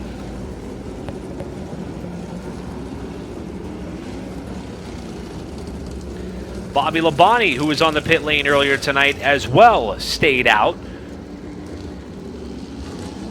as did a handful of others. And, you know, for Austin Kakanosh, as someone who started my announcing career at Wall Stadium Speedway, I recall when Austin came up to the 1/3 mile high banked oval at Wall, and he put himself right up there in contention in tour-type modified competition with drivers who had mastered that facility year over year. He caught the attention of many, even at a racetrack where you really don't have any other option than to be aggressive. Well, Austin came out here tonight, had some misfortune earlier in the race in a crash with Chris Finacciario, and you see, even though the bodywork on the left rear of that car doesn't look the same way that it did when it rolled off the truck, I don't think it's hampered the efforts of either that team or that driver. And how about this? He's either going to be restarting right up alongside or just ahead of, depending on what he does at the choose, NASCAR Hall of Famer and Cup Series champion Bobby Labonte. How about that for a young driver in the field? You see there, third in line, Kevin Orlando making his return to Smart Modified competition. This is his 6th start of 2022, his first race since what was a season-high finish for him at Caraway 2. Came home 4th in that race amidst the madness there in the closing laps. In 2021, he was a standout in the 602 Carolina Pro Modifieds. He had 4 wins and an average finish of 2.3 in 8 starts. As you see the Citrus Save choose cone up on the start-finish line. As if this race couldn't get any crazier. Look at the front runners right now, with Matt Hirschman restarting a little bit further back in the midfield. As they stack up, you see Hirschman there on what is going to be the bottom of row 4. So he's going to restart in about the 7th spot. Kakanash and Labonte, your front row. Orlando, alongside modified newcomer Carson Lofton. Then it's Daniel Yates and Brandon Ward. Then Matt Hirschman and Jonathan Brown. Getting set to hit the Pace-O-Matic restart zone. Hold on tight. We're about to kick it into high gear at Hickory.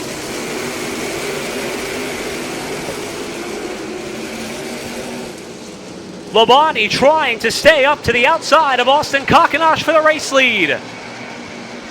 Kakanash slides up in front of Labonte to hold the top spot back to the line. Contact behind them. Carson Lofton got roughed around there as Kevin Orlando almost got in the backside of him, and there's Hirschman in the 60 trying to find a pathway through. Daniel Yates getting shoved down the main straightaway as Hirschman's trying to find a way by. Jonathan Brown has picked the high lane as his pathway forward, and Hirschman's kind of boxed in. 3 wide off the corner behind him. Hirschman in the apron of the racetrack. Oh, and contact there. And now big damage on the right front of Brian Lofton's car on the back straightaway. Lofton's car slowing to come to the pit lane. Wrong place, wrong time as the race stays green. Was quite the comeback for Brian Lofton and that team, but he is on the pit lane now with the green flag still in the air. Hirschman now back up to the backside of Jonathan Brown. That is currently a race for the 5th spot as Hirschman tries to set up high.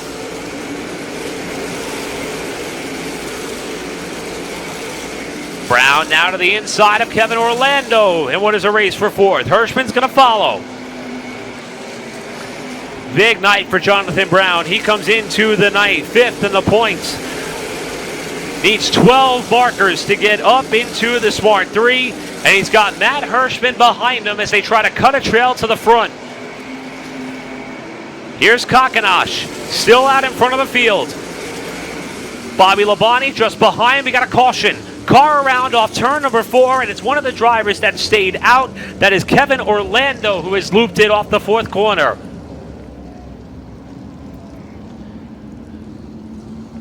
Orlando was running up and in the top 10 at the time that he got turned around. You can see the Hoosier lettering completely wiped away off the left rear tire of that 00. We'll see if there's any correlation to the incident here. And indeed there was. There was some contact there with, I believe, Gary Putnam. Yes, that was the Curb Records number 77 of Putnam. He was also trying to work his way back up towards the front as those two got together while racing for the 6th spot. Orlando has gotten the car rerighted, but what about Austin Kakanosh, the Pennsylvania native, out in front of the field? As we see Orlando trying to see if he can get that car to roll. However, the front tires are pointed directly at one another. That is not what you want to see on these tour type modifieds, and it appears as though that could be it for the driver who initially hailed out of Calverton, New York, now calls Statesville, North Carolina his home. It's the same car that we saw Kate Lapsevich run the North-South Shootout back in the fall of 2021. But something definitely amiss there. Kevin Orlando's car after the spin in turn number 4. And it looks as though he's being directed there to push that car back out of harm's way in what may be a tall order. Look at this on the restart. This is Matt Hirschman going to the apron of the racetrack to get around Daniel Yates as he watched Jonathan Brown try to squirt his way further forward. There was the contact, right rear to left front, from Hirschman to Yates' car, and poor Brian Lofton just had nowhere to go and pretty much center punched the right front suspension into the back side of Daniel Yates to put him potentially out of the race. That car remains on the pit lane for the time being, and there's not a lot of angst by that Shady Grady organization to get Lofton back out there. They've got their work ahead of him. Appears as though that Kevin Orlando's night may in fact be over as they are pushing that car back into a safe space. Smart Modified officials were doing everything they could, but boy, not often do you see Matt Hirschman have to put the bit between his teeth. Whenever you try to describe what arguably is one of the best modified racers of our time, or I should say of the current generation, is that of Hirschman, not often do we see him in a position where he has to do something where he has to put his elbows up a little bit more. Normally you think of him as someone who knows how to get his car to the end, knows how to manage his tires, and now that he finds himself in unfamiliar territory around cars that he hasn't seen for much of the race so far tonight, he's doing quite literally what he has to get himself back up and in contention. Most notably, he is not the highest running car on that pit strategy. The car just in front of him, the 22 of Jonathan Brown, he did get up and around Hirschman while he was trapped behind some of the other competitors, as it is Brown leading that group that all stopped a handful of laps past the halfway point. As they run right now, Jonathan Brown and Matt Hirschman running 4th and 5th respectively behind Austin Kakanosh, Bobby Labonte, and Carson Lofton, who again finished top 10 in his Smart Modified, Tour Type Modified debut at Dominion Raceway, and now running a very impressive 3rd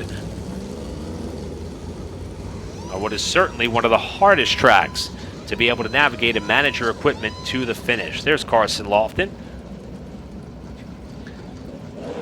If you weren't with us at Dominion Raceway, not only did he out-qualify his father, Brian, which was an interesting talking point amongst the team, but they actually had a pretty significant mechanical failure on that car, and as we do at many of the Smart Modified events during the Pace-O-Matic pit party, Carson, as well as his father Brian, and the rest of that team really had to focus on getting the car race ready. Dominion is a very, very fast, high-banked oval, not one of the most ideal places to make your Tour Type Modified debut, and Carson was able to keep his nose clean, managed to run all 99 laps, I should say all the laps there towards the end of that race, and he ended up with a top 10 in his Tour Type Modified debut, and now he's running nose to tail with that of Bobby Labonte, with Jonathan Brown and Matt Hirschman, just surrounded by many well-accomplished racers in their own right. We're going to be adding Carson's name to that list here in the not-too-distant future for sure.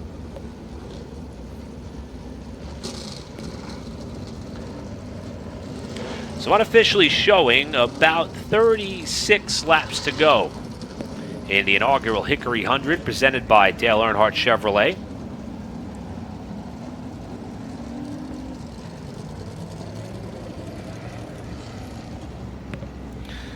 One of the most amazing things about the Smart Modified Tour is the number of partners who step up in a big way. There's several contingency awards that are handed out at each and every race, and we always mention the Jerry Hunt Supercenter Stage Break, the Banker's Life Halfway Leader Award. Well, we have other awards that are up for grabs at the end of each race, which we publicize across our social media platforms, and one of which is the Carolina Drilling Blast to the Front Award. And if you're not familiar with Carolina Drilling, we saw them on Jimmy Wallace's car earlier in the night. Well, Carolina Drilling is a well drilling contractor that is located in Mocksville, North Carolina, and they are a leader in both drilling and blasting in the region. And they are proud to return as the sponsor of the Carolina Drilling Blast to the Front Award. This award is given to the highest finishing non-Smart Tour winner in the final rundown, and a special thanks goes out to Jason Tutterow and all the fine employees at Carolina Drilling for their continued support of modified racing. Catch who wins the Carolina Drilling Blast to the Front Award across our social media channels shortly after the conclusion of the Hickory 100 here at the Hickory Motor Speedway. Citrus Safe Choose Cone is back out on the racetrack. Austin Kakanash electing the bottom, and Bobby Labonte will be to his outside. Key point in the race may be on rows 2 and 3. Jonathan Brown, the highest running driver on that particular strategy, chose the outside lane behind Bobby Labonte. Matt Hirschman, who we've seen him go to the apron once before to make a pass, is going to line up on the inside of row number 3 in 5th spot with Burt Myers on his outside. Hard to believe the action on the racetrack could get any hotter than what it's been, but we're about to find out. Austin Kakanash and Bobby Labonte bring us into the Pace-O-Matic restart zone. We're back underway.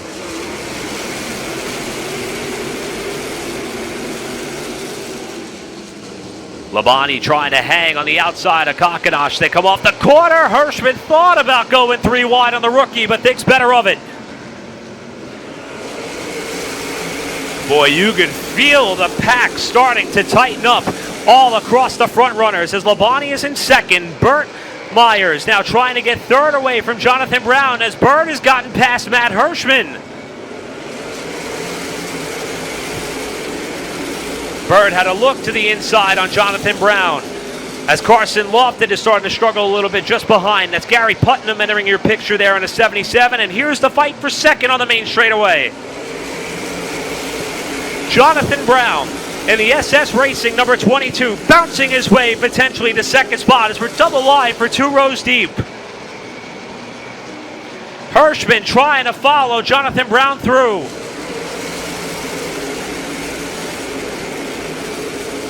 Brown clipping the apron of the racetrack with the left side tires that time off turn 2.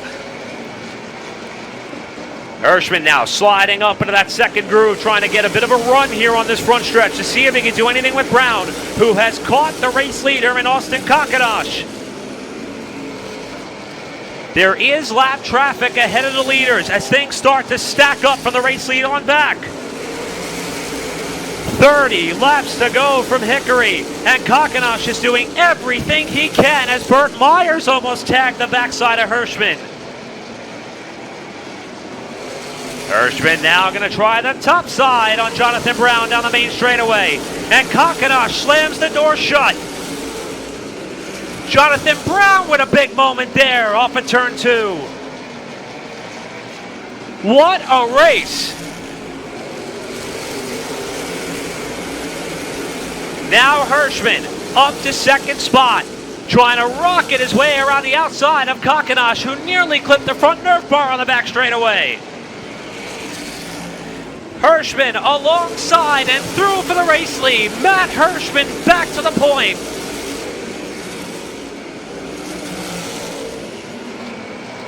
Austin Kakanash did everything he could to try to defend the top spot, and now he's at risk of falling further back through the field as Brown gets by for second.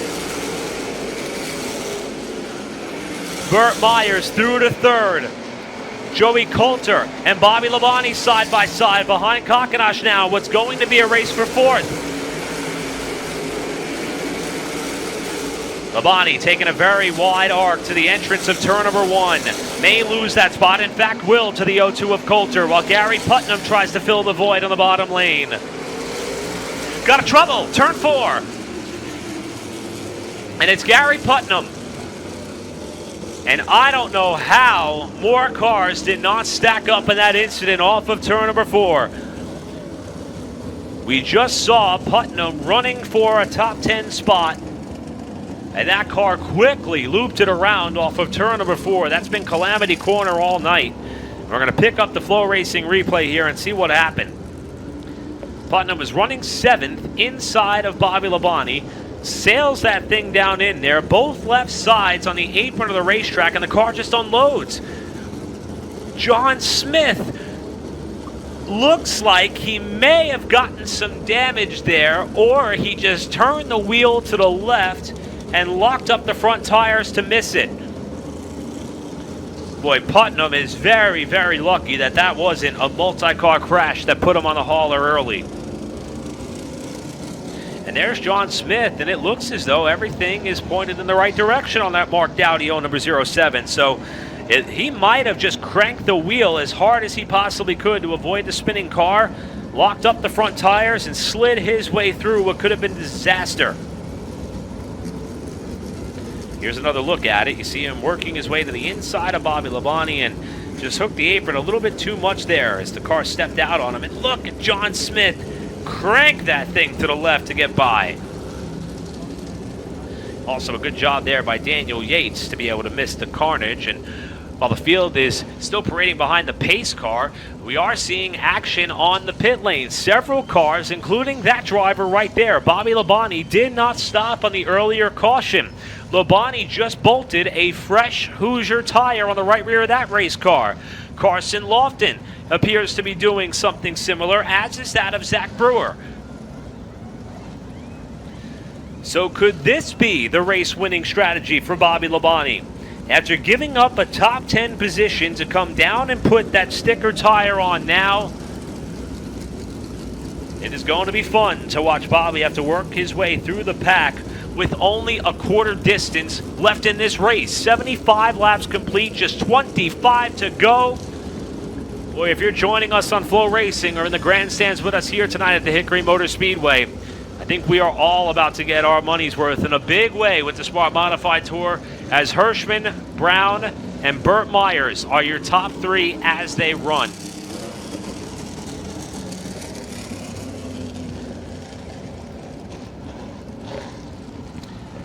One of the big things that we have to keep an eye on here as this race enters its final chapters is going to be the restart zone.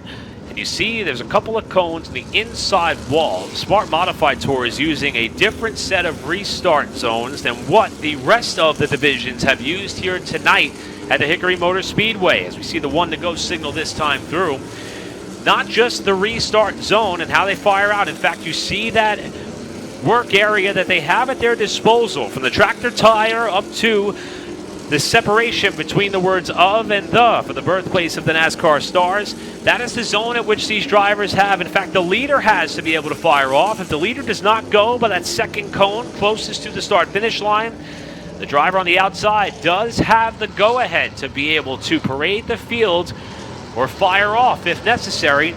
And with several cars on different tire strategies, some drivers are going to feel like they've got all the grip in the world, while others are going to feel like they're on ice. 25 laps to settle it at Hickory. Here we go.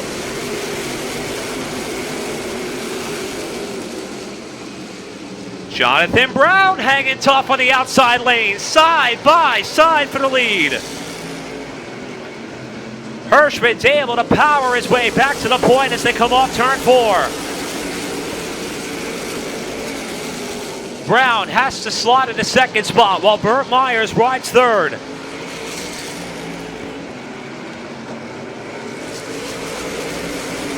Joey Coulter trying to enter the picture to make it a 4-car battle to the finish. There's Coulter now working over Burt Myers, who has had a great night so far. Myers trying to grab what would be his 3rd top 5 finish in a row. but he certainly has the pace to get to victory lane. If the stars should align in these waning, I should say, 22 laps that remain. Myers now hugging the bottom of the racetrack with Coulter trying to find a way to get up there and pass. All the while, there's the gap between Hirschman and Brown. Meanwhile, Bobby Labonte, who just stopped to put that fresh tire on, trying to work his way further forward. You see him there trapped behind that of Brandon Ward and John Smith, a couple of cars that are racing for top 10 spots. Labonte's got nowhere to go. Carson Lawton trying to find a way through, and just behind them two, first time we've called Spencer Martin's name tonight. The Sportsman winner at Bowman Gray Stadium, having a solid run in his Smart Modified debut. Labonte now trying to get around the outside of Kakanosh as we go back up to the front of the pack. Less than 20 laps to go. Everything seemingly going Matt Hirschman's way.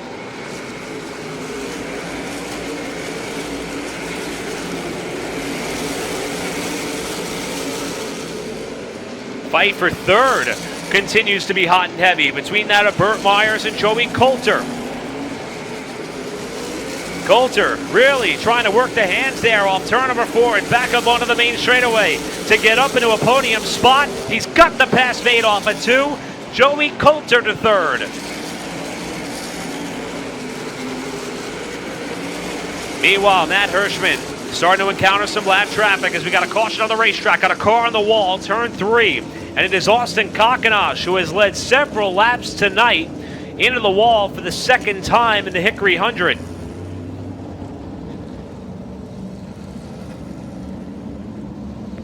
Kakanosh's car rests up against the turn 3 wall after he started to trickle his way down the running order just a little bit. It appears as though there is even more damage to the left rear. This time the left rear nerf bar starting to come undone on the backside of that number 66 car. I believe he may have left a piece behind in the grass in the inside of turns 3 and 4, and Kakanosh is going to try to ride this one out, but that's some pretty significant damage there, and I'm not sure that the nerf bar is attached properly for him to be able to continue on in this race, but nevertheless, we were really happy to see Austin's name on the entry blank for this one, and obviously on a bit of a different pit strategy compared to some of the drivers he was racing around at the time. You see Kakanosh here working his way up to the inside of what looks to be Carson Lofton's car. Not sure if he was trying to get to the pit lane or if he was expressing a little bit of displeasure with the young modified driver, but we hit on the fact that the Citrus Safe Choose cone has gotten quite the workout today. The same can be said for the AutosByNelson.com pace truck. Certainly logging some miles tonight. The timing of the caution is going to be pivotal to who is running in that third spot. There you see the official AutosByNelson.com pace truck for the Smart Modified Tour here tonight at the Hickory Motor Speedway. As we unofficially have just 16 laps to settle it. So for Matt Hirschman and the PD Motorsports team, it has not been smooth sailing or a dominating type of performance that we've seen here tonight. The team has had some individual adversity. Driver has had some individual adversity that he's had to overcome. Yet he finds himself out in front of the pack with a late restart upcoming. Several times, the driver who started on the outside of the front row for these restarts has been able to put up quite the challenge, whether it be Burt Myers or on the last restart, it was Jonathan Brown who kept the wheel outside. At some point, push may in fact come to shove as far as who wants to take home the trophy here tonight. Big picture, Matt Hirschman, 32 points out of the championship point lead despite missing 2 races, and should he finish on the podium tonight, one of the questions we will pose to Hirschman is what is the agenda going forward with 2 races to go? If he can keep that car and that team in the top 3 in points, will they consider trying to race for a championship, or is it all about the race wins? Meanwhile, he is being hounded by drivers trying to wrestle their way into the top 3 in points. Jonathan Brown and Burt Myers, as they hit the Citrus Safe choose cone. Brown is going to try the outside line yet again. Coming into the night, Jonathan Brown, 5th in points. 12 markers out of that coveted 3rd spot in the standings. Burt Myers, 4th in points, 2 spots out of that coveted spot in the championship standings. Tri-County, a week from tonight. Champion will be decided on October 22nd at Motor Mile. If you can't be there, be sure to catch all the action live on Flow Racing. But we've still got 16 laps to settle the Hickory 100, presented by Dale Earnhardt Chevrolet. A Saturday night shootout to the finish. Matt Hirschman, Jonathan Brown bring us back down to the restart. Brown tried to go early. Let's see what happens here. And immediately the caution flag is going to wave as Jonathan Brown tried to edge out Hirschman there in the restart zone.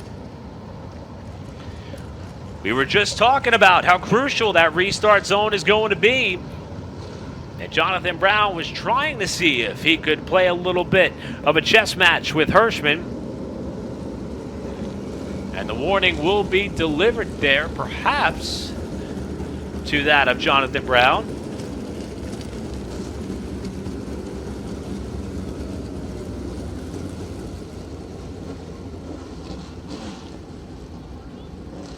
The field is going to be inherited by the AutosByNelson.com pace truck on the back straightaway.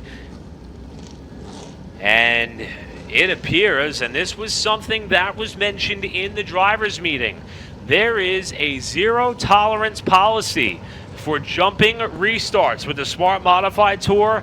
And with that early lunge, Jonathan Brown is being sent to the tail of the field. I will say this is something that was mentioned in the drivers' meeting earlier today, that there is no second chances. And a lot of it has to do with the run of the show. We don't want to have duplicate cautions and restart attempts in order to try to get something righted and to give drivers multiple chances to figure out something that they should pretty much know when they hit that zone. So, unfortunate for Jonathan Brown, certainly going to negatively impact him in the championship standings should he happen to stay back there towards the tail end of the pack. But that's going to shake up the front of this field now. And unfortunately for Zach Brewer, the tough night gets even tougher as he's going to need yet another push to get going in turn number 2. But that is going to move Burt Myers to the outside of Matt Hirschman. We've seen this, 3, 4, maybe 5 times on the restart so far tonight. And Burt Myers has been doing everything possible to keep a wheel to the outside of Hirschman on these restarts. Could this be the one that he could make it stick for him? You've also got Joey Coulter up there as well, and Caleb Hetty has had a very quiet but successful night.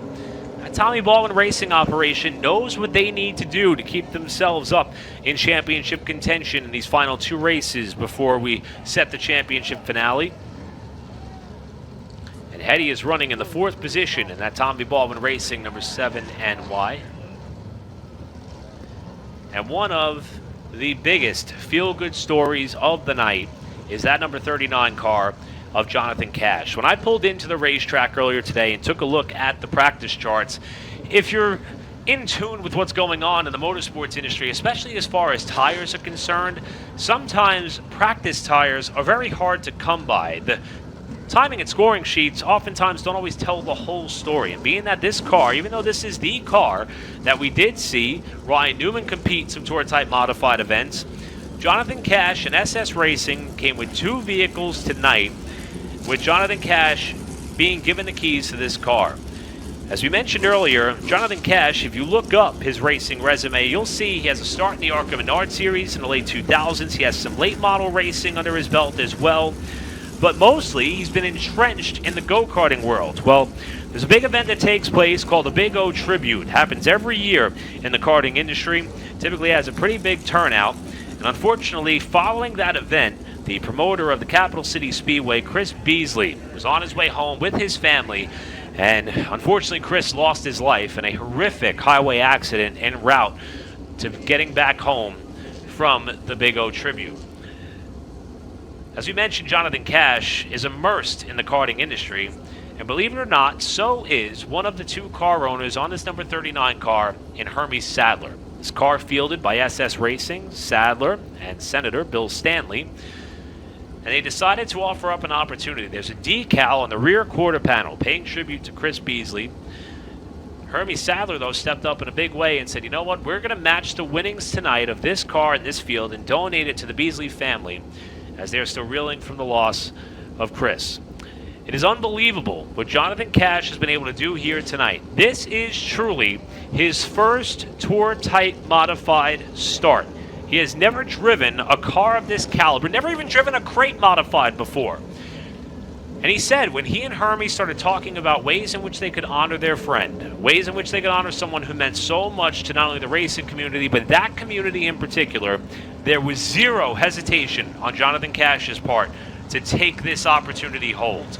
And what he has been doing tonight, no matter how things may go in these final 16 laps, is remarkable. And it is quite the story.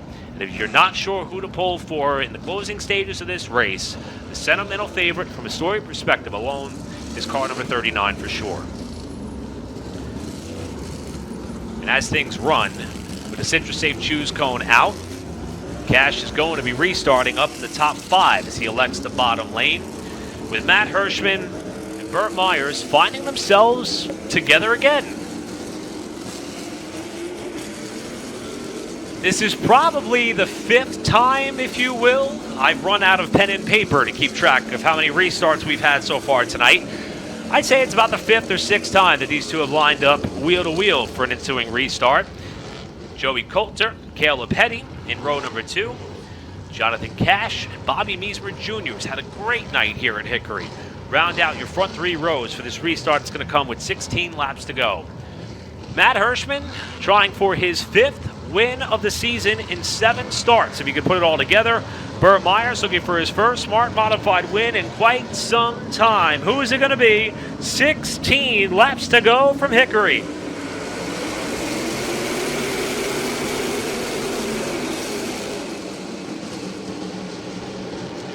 Well, the inside line was the way to go. Hirschman rockets his way to the point.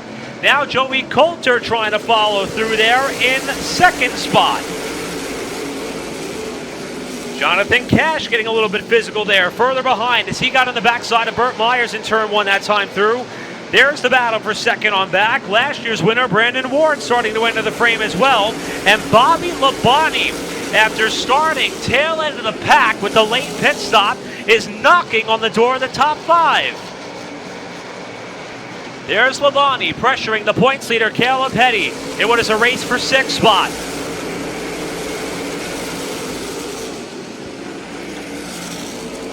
Coulter unable to close up what is about a half-second deficit to that of Matt Hirschman as they run off 4. Or Labonte with a big cut down to the inside on Caleb Hetty in turn 1. Down to the apron and contact. The points leader's up the racetrack. What a save! Caleb Hetty was headed for a hard impact with the wall, and he keeps it rolling. Boy, that young gun has got some hands. He's able to live to fight another lap. Top 2 coming around to 10 laps to go on Matt Hirschman.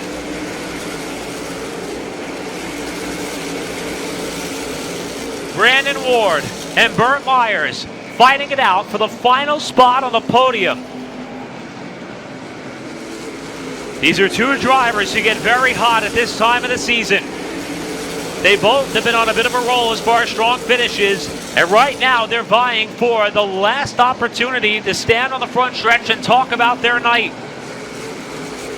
There's Jonathan Cash trying to hold off the NASCAR Hall of Famer and Bobby Labonte right now. Final spot in the top 5 for Cash.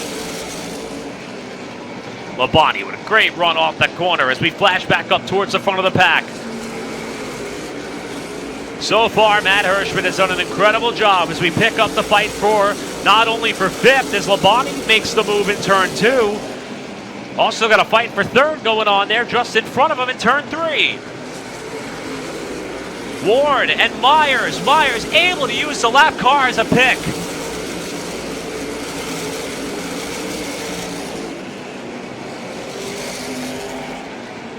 Boy, that move there may save Burt Myers a podium if we run this out clean to the finish. 5 to go.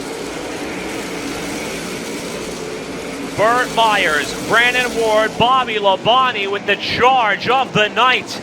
The late stop and strategy call now has Labonte knocking on the door of a podium. Labonte sets up high. This is the best race on the racetrack as Matt Hirschman has opened up a healthy advantage over Joey Coulter in the tune of about 1 second. Caution! Caution on the racetrack. Got a crash in turn number 2. 2 cars involved. One of them was Daniel Yates. The other, we talked about him briefly, in Spencer Martin, who has found the wall in turn 2. Boy, Spencer Martin was having one of the races that you certainly want to have in your Smart Modified debut. You mentioned we talked about him briefly as he entered a fight in the top 10 not that long ago. Kept himself out of trouble throughout most of the race, but now we're going to see the yellow flag here with about 4 or 5 laps remaining.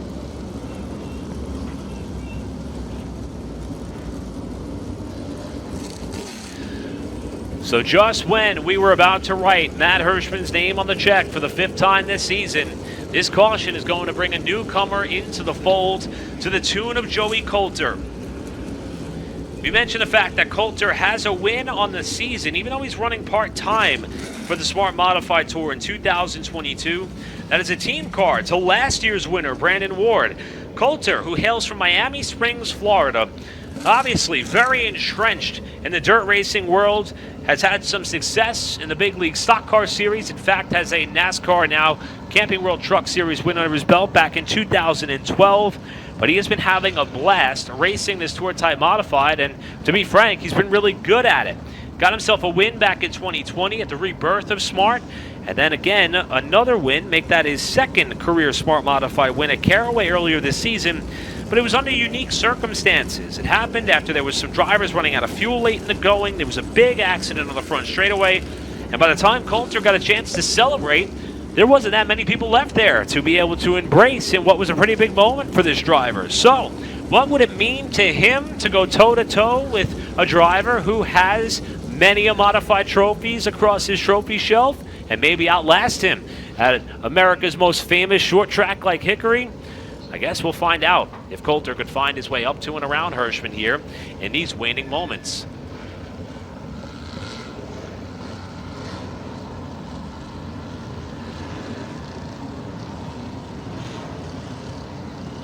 This may be the most important CitraSafe Choose Cone opportunity these drivers will see all night long. Matt Hirschman has elected, rightfully, the inside. Just about every chance he's gotten so far tonight, he will do so now with Joey Coulter picking the top side. Burt Myers will line up inside of row number 2. Brandon Ward, top side. Bobby Labonte, who has the freshest rubber of anybody in the top 5, rounds out your top 5 for this restart.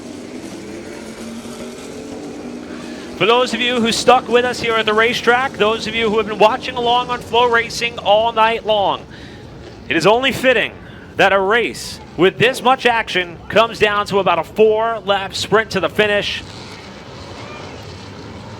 The 4-time Smart Modified winner alongside Caraway winner from earlier in the season, with many drivers in and around them fighting for the championship. Who's going to win it at Hickory?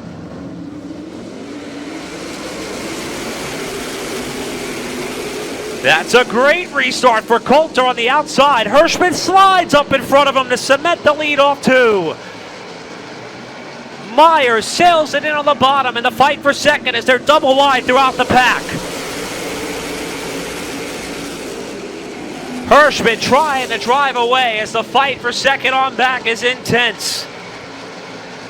Coulter and Myers bounce off one another in that battle as we got a crash behind them.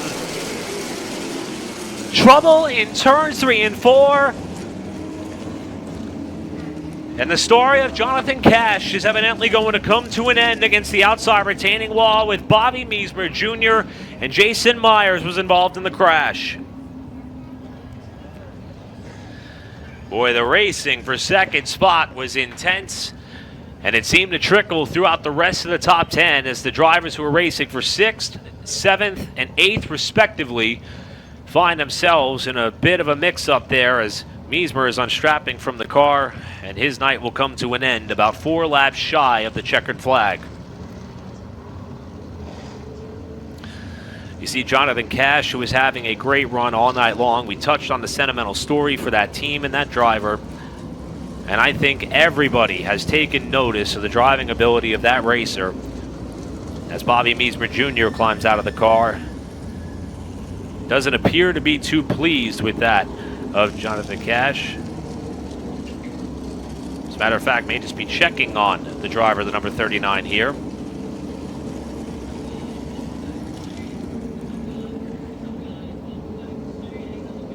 Miesmer is going to make his way back to the pit area as Jonathan Cash climbs out of the car and is okay.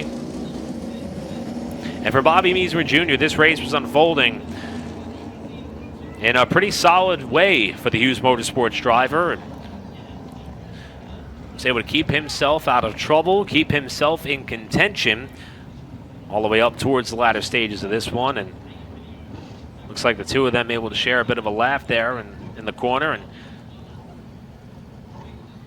kind of hard not to on a night like this where each appeared poised for a top 10 finish. And as you can see, the hook is going to be brought in here to offer up the opportunity to clear the seam and set up what is going to be a sprint to the finish.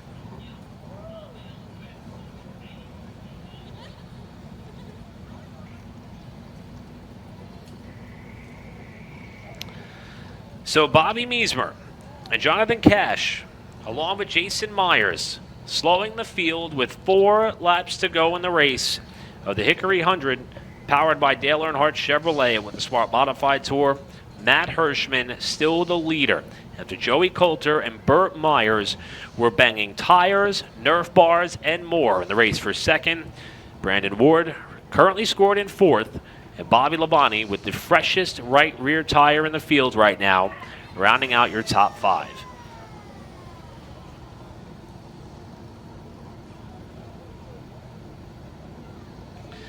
As you see the field here stopped on the back straightaway, this allows us to once again offer up the opportunity for those of you here in attendance to go home with some cash. The 50-50 ticket has not yet been claimed. Again, that number 840-2669. Again, 840-2669. Hi, I'm Tom Buzzy. And I'm Lori Buzzy. And this is our story.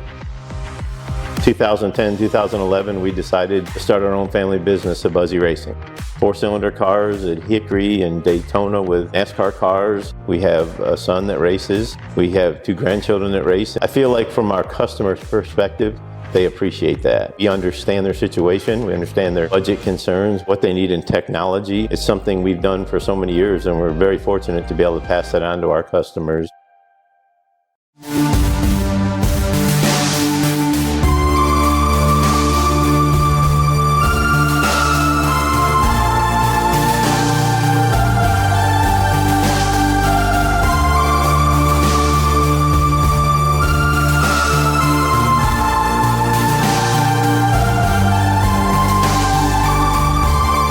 Racers that win, pour it in, and we appreciate you. Hi, I'm Tom Buzzy. I'm Alan Buzzy. And the story continues with us. Racing has been part of our family as long as I can remember. Started in Dad's garage, and finally it grew and grew to busy enough where Dad called me, and that's where I joined the business. some of our customers, they've been customers of ours, some of them since I was in high school. One of the coolest things you hear is someone calls and they say, so-and-so told me to take it to Buzzy. Word of a racer, it means a lot. Racing.com. I am Ben Buzzy. Hi, I'm Tyler Buzzy. And we are the future of Buzzy Racing. Do you think they'll jump in the business too? Yeah, I think so. They love racing too. Yes. Yeah. Racing is one of my passions because my dad and my grandpa work there. One thing I can hope is we were there with our dad. Hopefully what we've taught them and they can take it and teach their kids, it continues to go.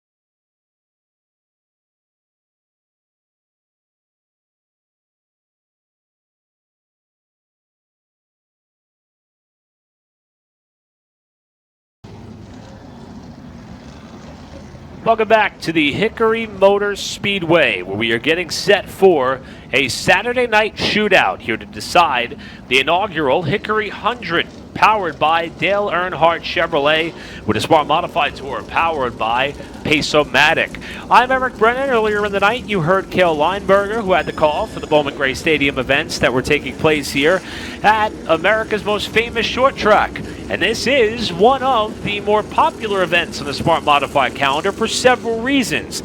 I would say that that's probably the leading reason why we had 28 cars come down for the green flag. It's been a bit of a slam but bam slugfest at some point, but I think we're about to be rewarded with quite the finish, with Matt Hirschman ahead of Joey Coulter, a pair of winners already on the 2022 Smart Modified Tour, being chased by Burt Myers and Brandon Ward, the defending winner of the Smart Modified Tour event here at Hickory. It's going to come down to a pivotal sprint to the finish, as we only have a handful of races, make that just 3 races left to go in the season. 2 that will decide who the Smart 3 will be to battle for the 2022 championship. I say 2 races to go. In reality, it's actually a race and 4 laps. 4 laps is all that separates us from the conclusion of this event. For those of you who stuck out with us here at Hickory, thank you oh so much. I understand the temperature dropped considerably once the sun had set. Many of you possibly going out to Charlotte Motor Speedway tomorrow to enjoy the NASCAR Cup Series event. And for those of you watching along on Flow Racing, hopefully this is a good prelude to whatever your Sunday has in store. And I promise you won't be disappointed with how these remaining 4 laps will unfold. I mentioned the fact there's only a couple races to go once we wrap up here at Hickory. Next Saturday night, Tri-County Speedway, October 15th. That's where we will set our Smart 3, and we will see who will have the chance to go to Motor Mile Speedway October 22nd for our season finale of the Smart Modified Tour powered by Pace-O-Matic. For full schedule details and updated point standing, visit smartmodtour.com. Chief starter J.B. Cole also has gotten a bit of a workout here tonight, showing the 1-to-go signal with the Citrus Safe Juice cone being out. Matt Hirschman electing the bottom, as he has just about all night long when he has a chance to start on the front row, with Joey Coulter up to the outside. Burt Myers and Brandon Ward going to make up row number 2. The fight for second was raging at the time of the caution. How is this going to play out here? Looks as though we're going to go back around here at least one more time after the field took the choose cone, so it gives us a chance to set up what you're going to be seeing here post-race. Here earlier this afternoon, we had a chance to honor Dink Widenhouse, somebody who has been quite the staple in old-school short-track racing, in modifieds, and many other platforms and disciplines, and many racetracks. Hickory was a big part of that. I'm happy to say that Dink and his race car are in attendance here tonight. They will be playing a really important part in our victory lane ceremonies once this race does see its conclusion here tonight at Hickory. Mentioned earlier on in the night, Matthew Dillner was the voice at Bowman Gray Stadium all season long, and someone who really does have his fingers on the pulse of the sport of auto racing in many different ways and facets. Of course, Dink Widenhouse was featured in 2 episodes of Lost Speedways with Dale Earnhardt Jr. and Matthew Dillner. And Matthew really wanted to be here tonight, but his good buddy Rob Blount celebrating his wedding here this evening. So Matthew, from what I understand, has been checking in from time to time on Flow Racing, and we hope to see him at Tri-County next week. And hopefully we're going to be entertaining the wedding party with quite the finish here at Hickory in just about a lap or so's time.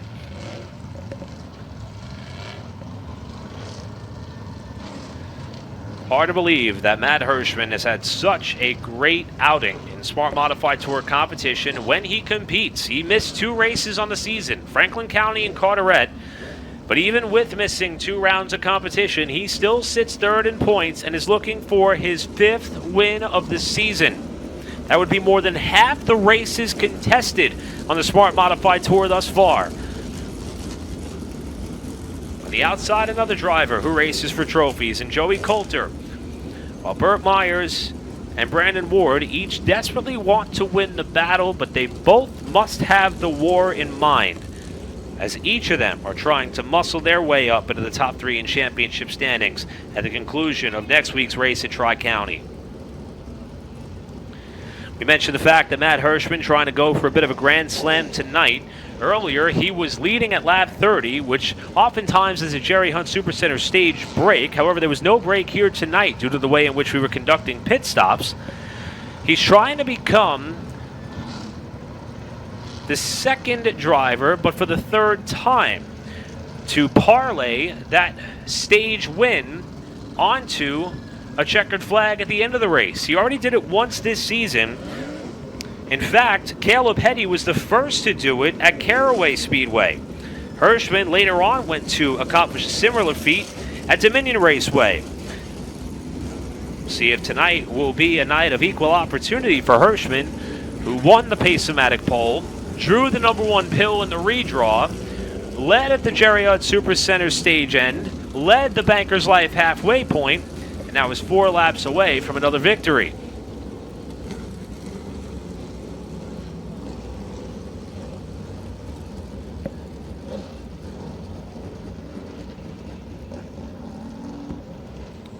Should be noted when it comes to Matt Hirschman and not only his ability to wheel a race car of this stature. Remember, he has a NASCAR wheel, a modified tour event win under his belt already this season, has won several races all across the eastern quadrant of the country. Builds up his schedule as much as he possibly can, and has his family with him in tow at the racetrack. Sometimes we see him go out and flat dominate a race or an event. The way that the pit strategy unfolded here tonight as we hit the citrusate juice cone for what we hope to be the final time, there were times where Hirschman had to get elbows up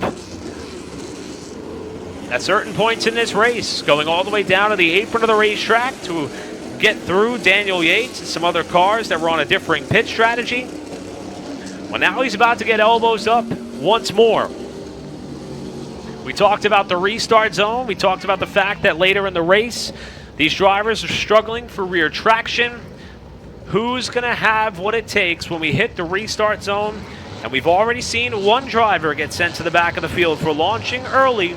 It's going to be about 4 laps to settle it here in the Hickory 100. Hirschman, Coulter, Burt Myers, and Brandon Ward bring us back down for the restart.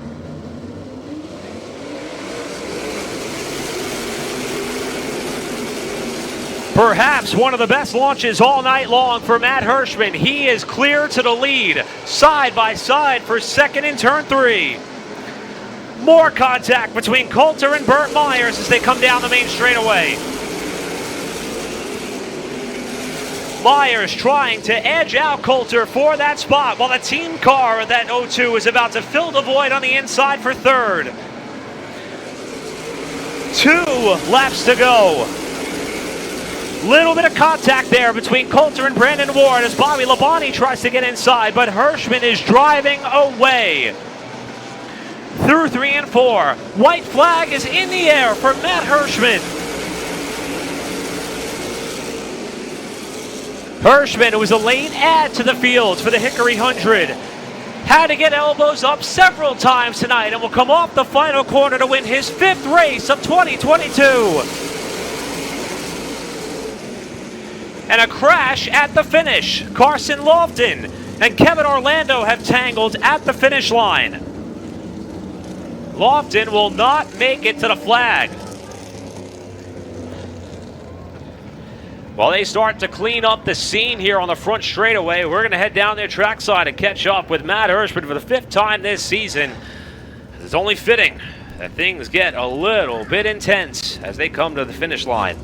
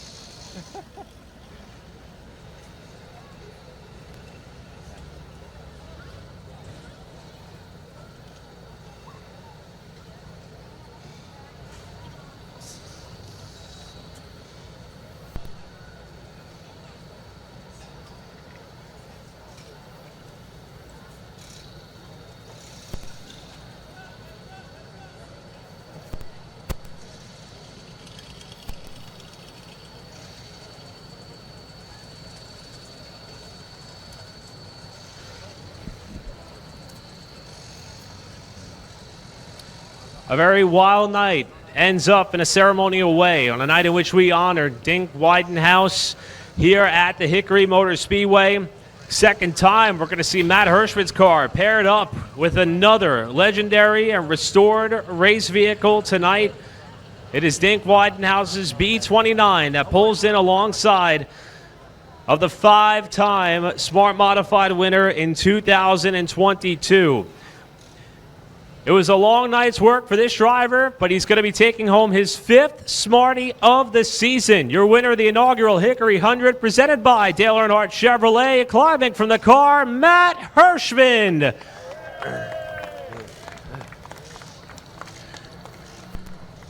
Matt with the opportunity, someone who certainly knows the history of motorsports and this sport, taking a chance there with Dink Widenhouse's car. Matt, we've seen you come out and dominate these races before, but I said several times tonight you were elbows up there, even on the apron at one point. What was it like working your way back through traffic, and how did you keep the faith that you guys were on the right strategy to put you in victory lane? Yeah, I mean, really the whole day. I mean, the last time I had raced here, it really didn't go that well, and I came in today a little skeptical, to be honest, and practice didn't really help my concerns. I don't think we were really good at all, and you know, our best 2 laps came in qualifying, which showed. But and then during the race, that was far from easy. I mean, we led a lot of laps, but that was tough. I mean, I feel like you know, really kind of earned it today here with this racetrack. It's a tricky little place. And, you know, I know Bert was good here last year in this race. He had a real good car, and early he was right there with me, and I expected him at the end. I guess he did get in a second, but I expected a challenge from him late. So, yeah, just real proud of the team, PD Motorsport, all the crew, both at home and here at the track. And, you know, I'm glad we made the trip. It was definitely satisfying to feel like, even though I've won here once before, I kind of feel redeemed a little bit from the last time we were here.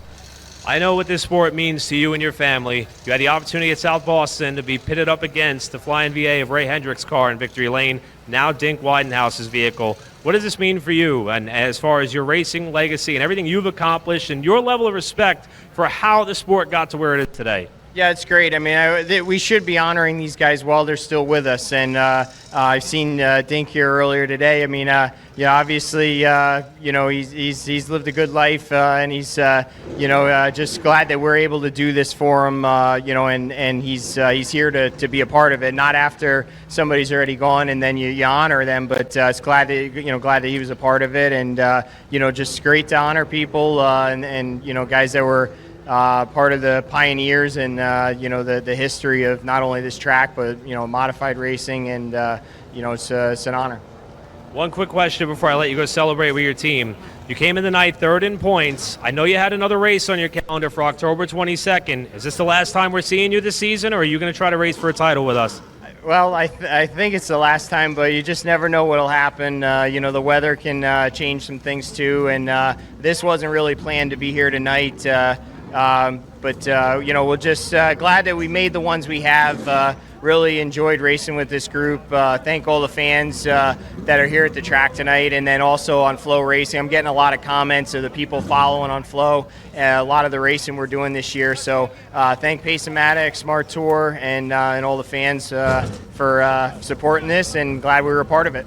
Congratulations, 5th time this year. I'm going to invite Haley Williams from Bankers Life, taking home another one of these Smarty trophies tonight. Matt Hirschman, maybe the final time we see him in 2022.